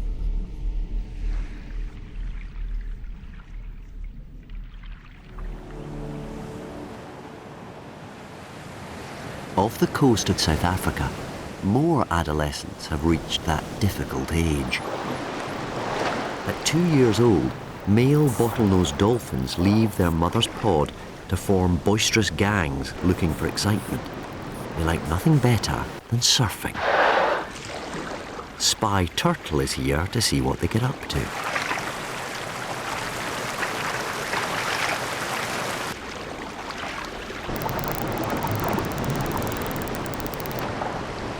He in turn is joined by another spy creature.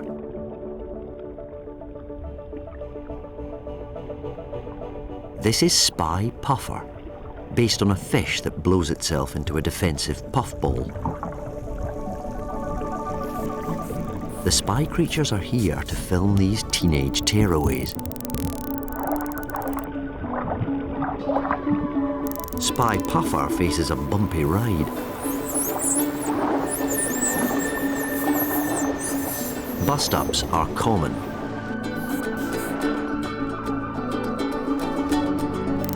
It's easy to get caught in the middle.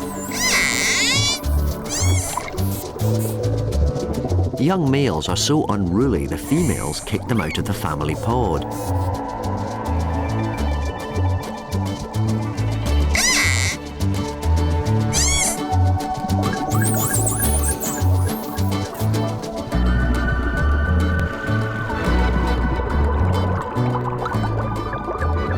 This isn't spy puffer.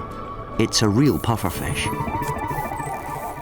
The poor creature gets the same rough treatment.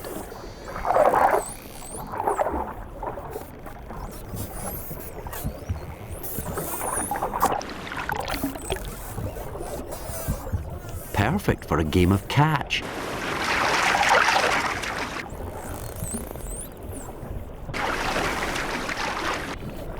But the dolphins are dicing with death. Pufferfish are one of the most poisonous fish in the ocean. They exude a powerful nerve poison called tetrodotoxin. It only takes a small amount to kill a human.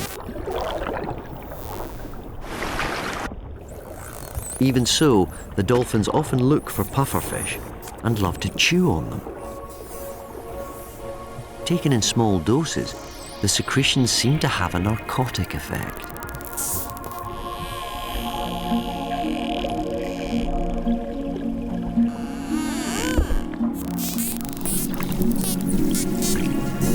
The dolphins are careful not to swallow them. Instead, they hold them gently in their mouths. Despite the risks, passing the puffer has become a popular dolphin pastime.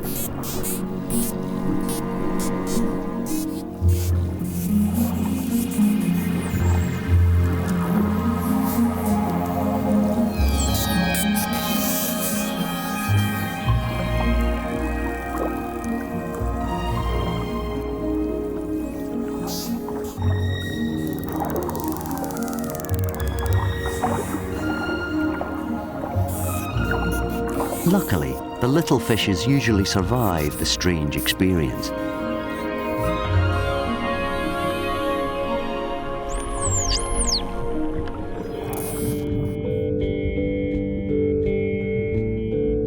Ocean creatures migrate. Some to wherever the winds and currents bring them. Others, quite deliberately, to where there is food and they can breed. And sometimes feed on other animals.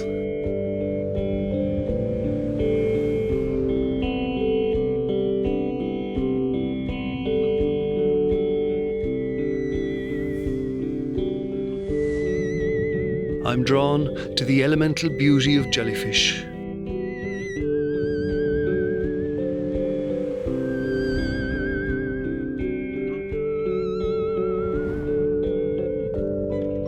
We're seeing increasing numbers of them in recent years, possibly due to a decline in predators who hunt them, like turtles. They abound in our summer waters, drawn to the life-giving energy of the sun.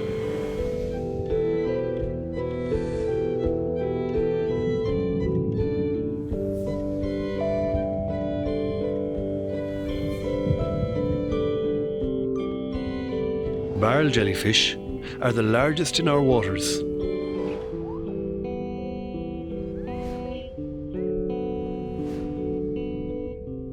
They can provide shelter for juvenile fish, and because of this, scientists now believe that the increase in the number of jellyfish may actually help fish stocks.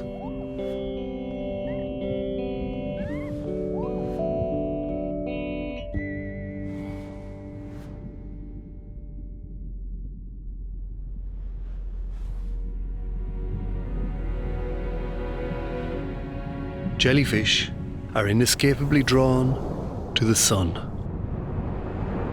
Living for just a few months, they strive to reach maturity, chasing the bounty of the early summer plankton bloom.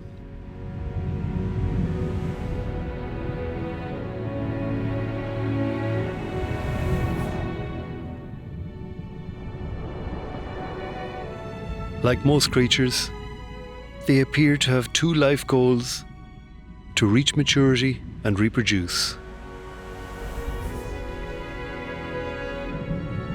I dive with this beautiful shoal of compass jellyfish in our warm summer waters.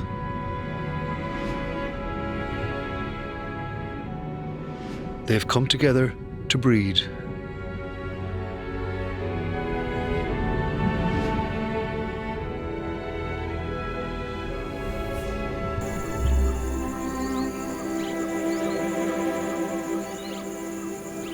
In a far corner of Southeast Asia lies the Coral Triangle. A cluster of the richest coral reefs in the world.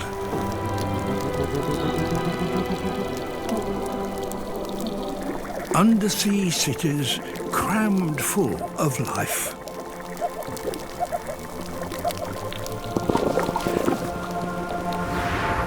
As in any crowded metropolis, there is fierce rivalry for space,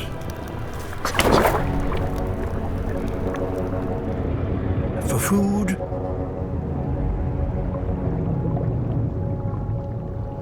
and for a partner. But the reef is also a place full of opportunity.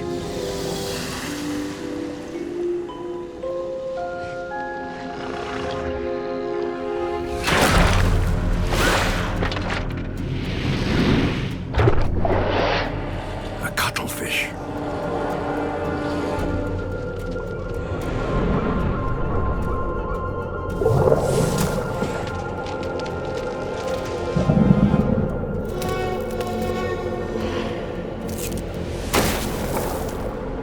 It specializes in hunting crabs.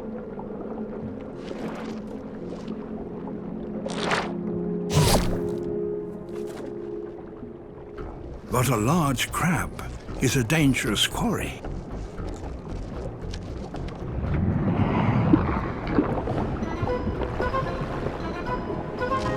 It has powerful claws. The cuttlefish, however, has a remarkable talent.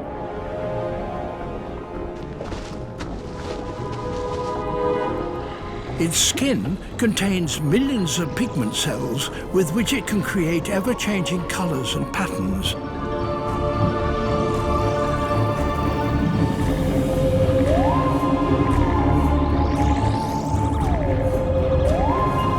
And that, apparently, hypnotizes the crab.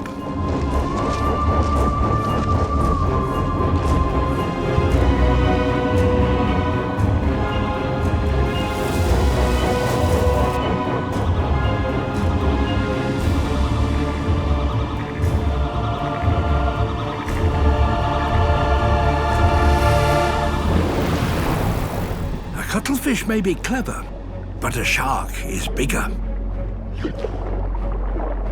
And it eats cuttlefish. Time to disappear.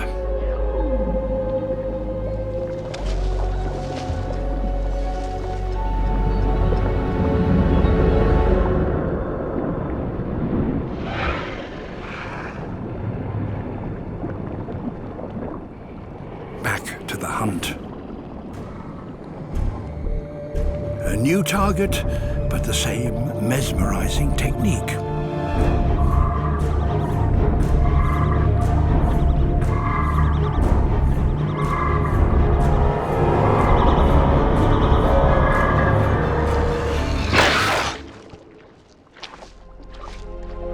For those that manage to establish themselves in these bustling undersea cities, there can be great rewards. Sea snakes. At one time, these snakes' ancestors lived on dry land. They must still visit the surface to breathe.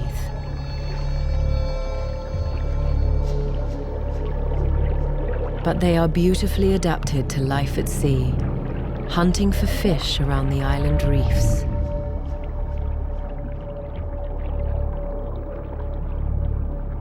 They have some of the most toxic venom of any animal, so they don't have many predators. But as they forage off the coast of one small island, their greatest nemesis is approaching.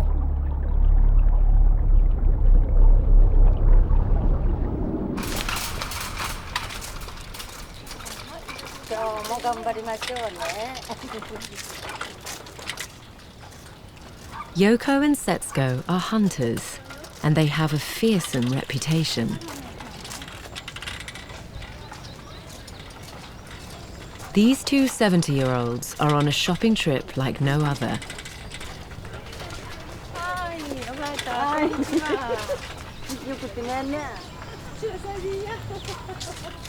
Yoko and Setsuko live on the tiny island of Kudaka. It's only 4 kilometers across, And with limited space on land, the locals look to the sea to provide.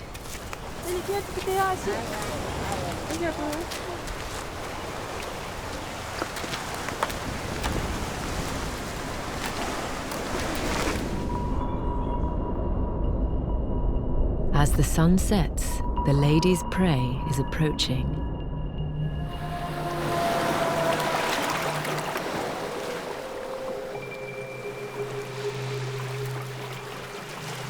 On certain summer nights, venomous sea snakes move towards the island and gather in coastal caves,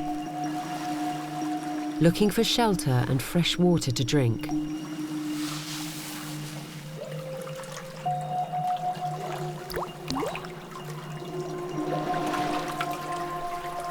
But coming ashore on this island is extremely risky.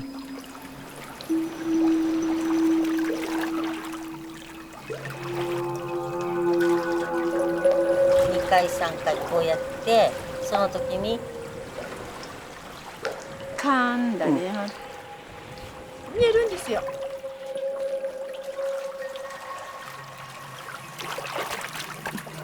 It takes some nerve to wade in with no protective clothing. Sea snake venom can be 10 times more powerful than a rattlesnake's.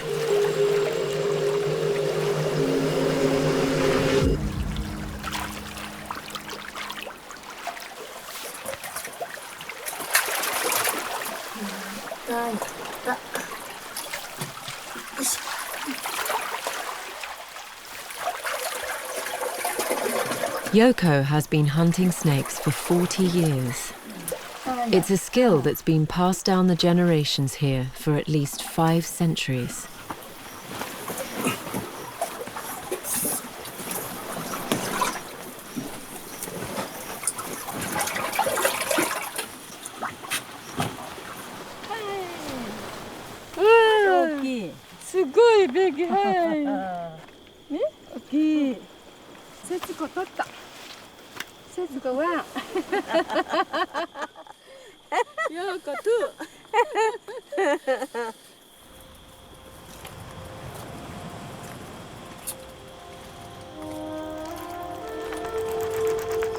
The snakes will be dried in this smokehouse using a secret process known only by the hunters.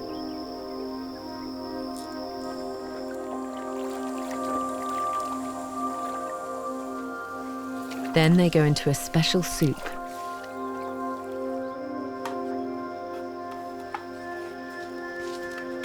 The catching and eating of sea snakes is a very old tradition on the island of Kudaka, where the sea provides more than the land. A Sally Lightfoot crab. One of thousands of shore crabs just waiting for their moment.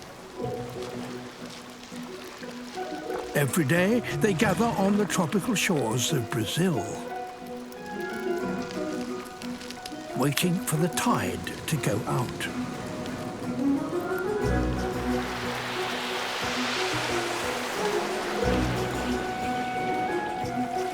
Which exposes their feeding grounds. Seaweed-covered rocks 100 meters from the shore.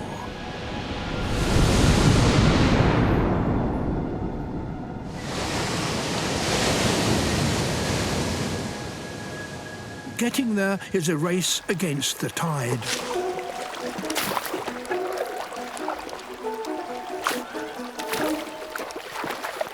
They leap from rock to rock.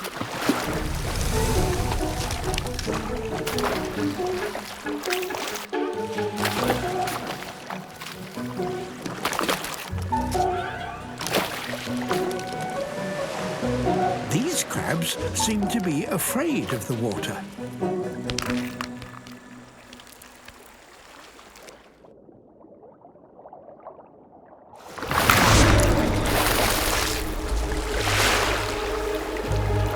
And for good reason.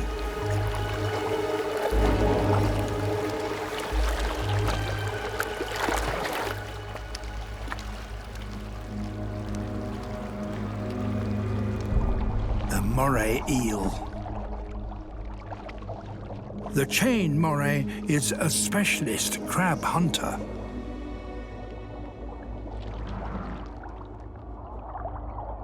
Its blunt teeth can easily grip and crush a crab's shell.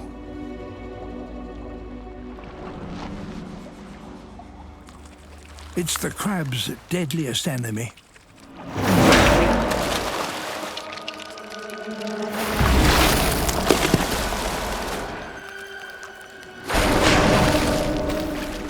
But the crab's feeding grounds are still a long way off.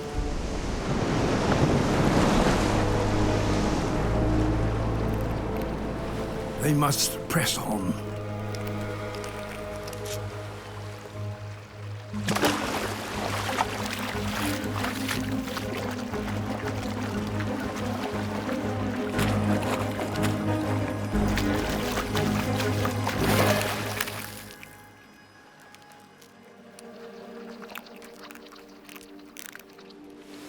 Halfway.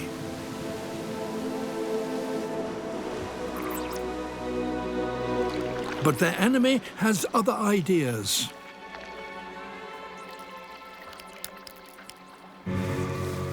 Crossing the land.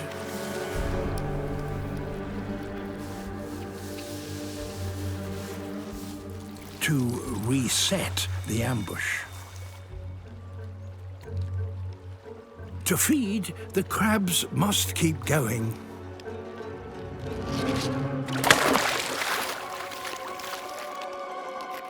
But nowhere is safe. An octopus, also a crab killer.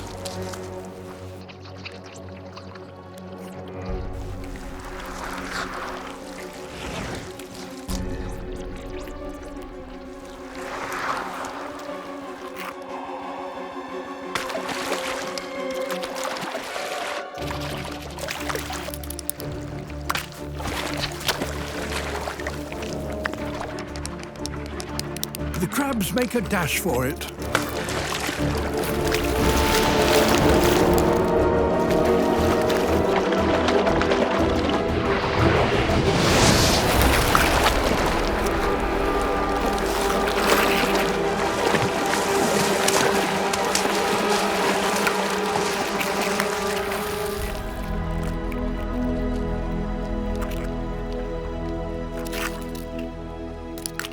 Made it.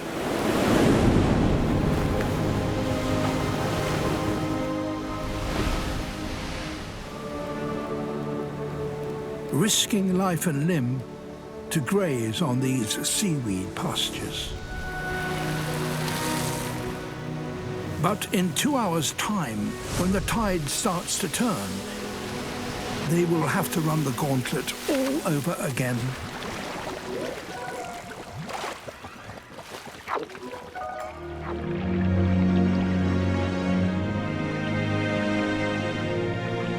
It's only the warmth of the Kuroshio Current that allows coral to grow this far north in the Pacific Ocean.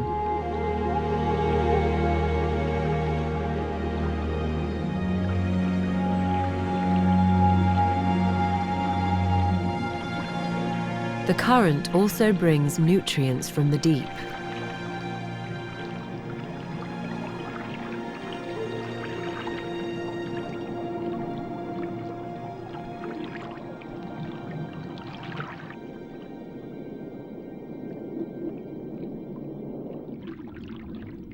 There's one very small resident who never strays far from the reef.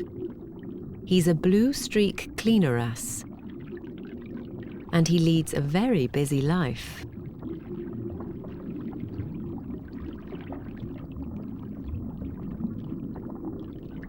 He eats parasites and dead skin from other fish, but he has to wait for them to come his way.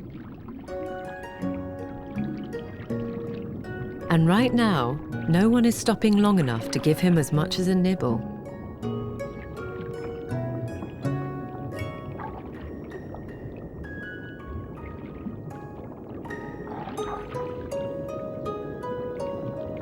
But then he spots something worth chasing.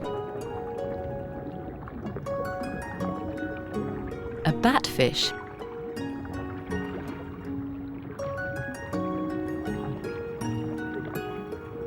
Like a customer at a spa, the batfish lies back and waits for attention. It opens its gills and the cleaner wrasse bustles in to begin the treatment.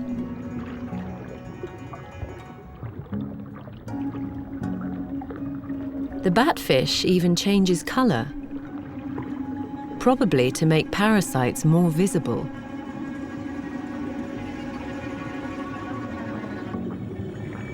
Someone else has arrived at the reef. The batfish is abandoned.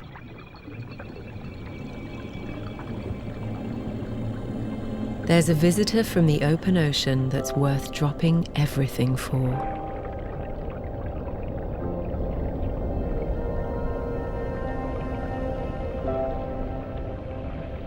A manta ray, 2 meters long, has come back to a favourite stretch of reef.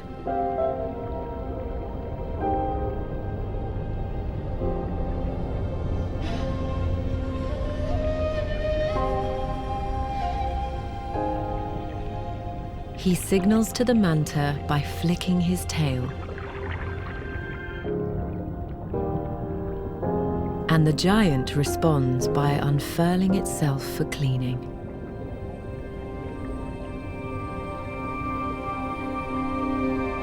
The manta keeps its feeding lobes rolled up while it swims. But a thorough clean keeps them parasite-free.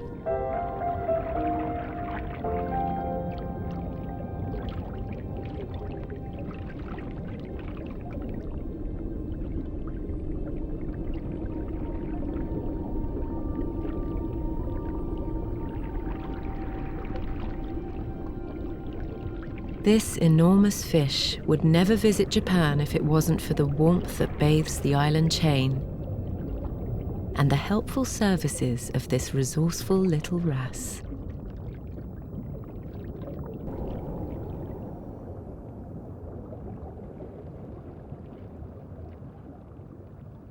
Out here on the sand flats, there is safe accommodation for some.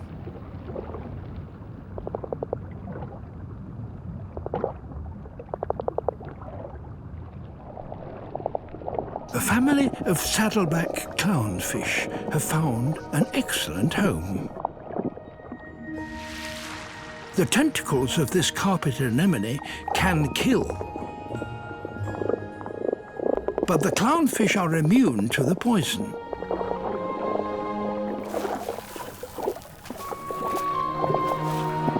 So they can shelter from danger.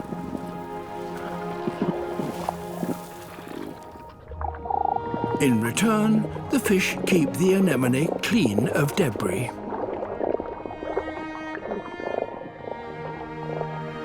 As with all clownfish, the family is ruled by a big female. Her white face marks her out as the boss.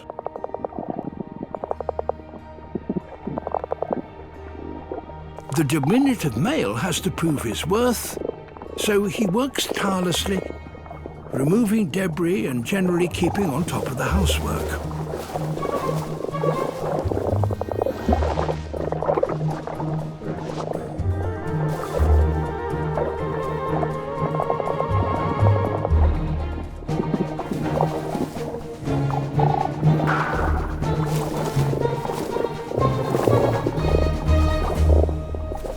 His greatest challenge is to find a safe place where the boss can lay her eggs.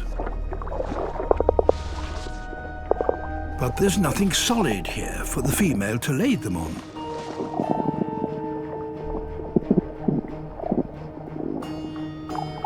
A nearby shell could be the solution.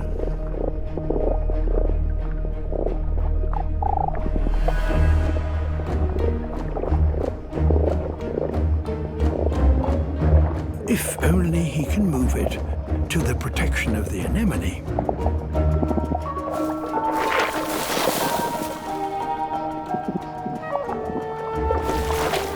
Too heavy.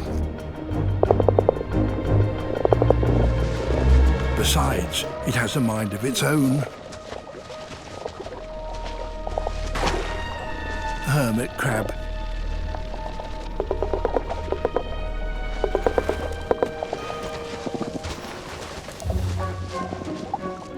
But out here, twice a day, the anemone is swept by tidal currents, and they bring in new opportunities. An old plastic bottle.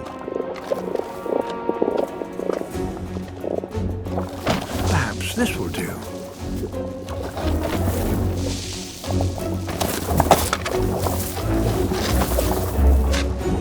Not heavy enough.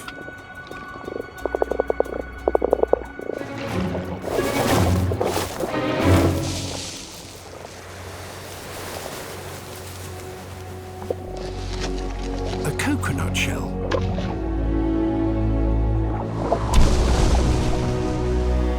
It looks just right, but it's a long way from home.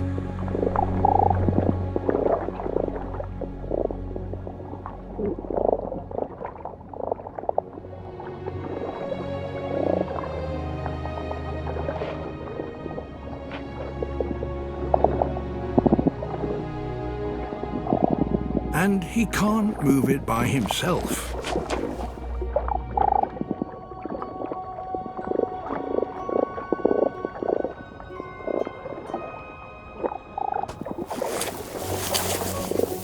So the pair now work together.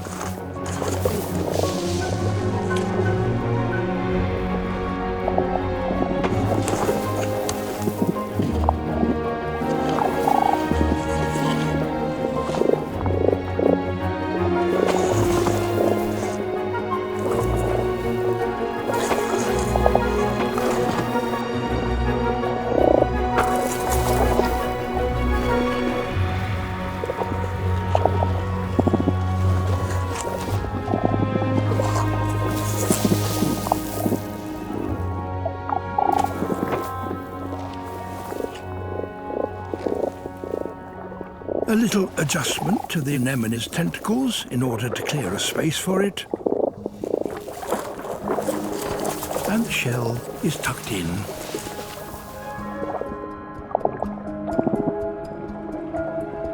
The female lays. A safe nursery at last.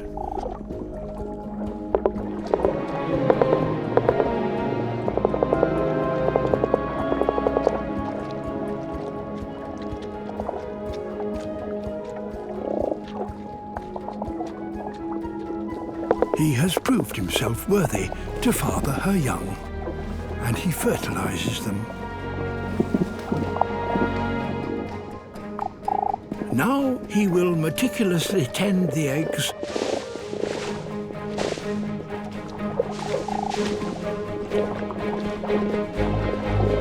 keeping them clean and healthy until they hatch in 10 days' time.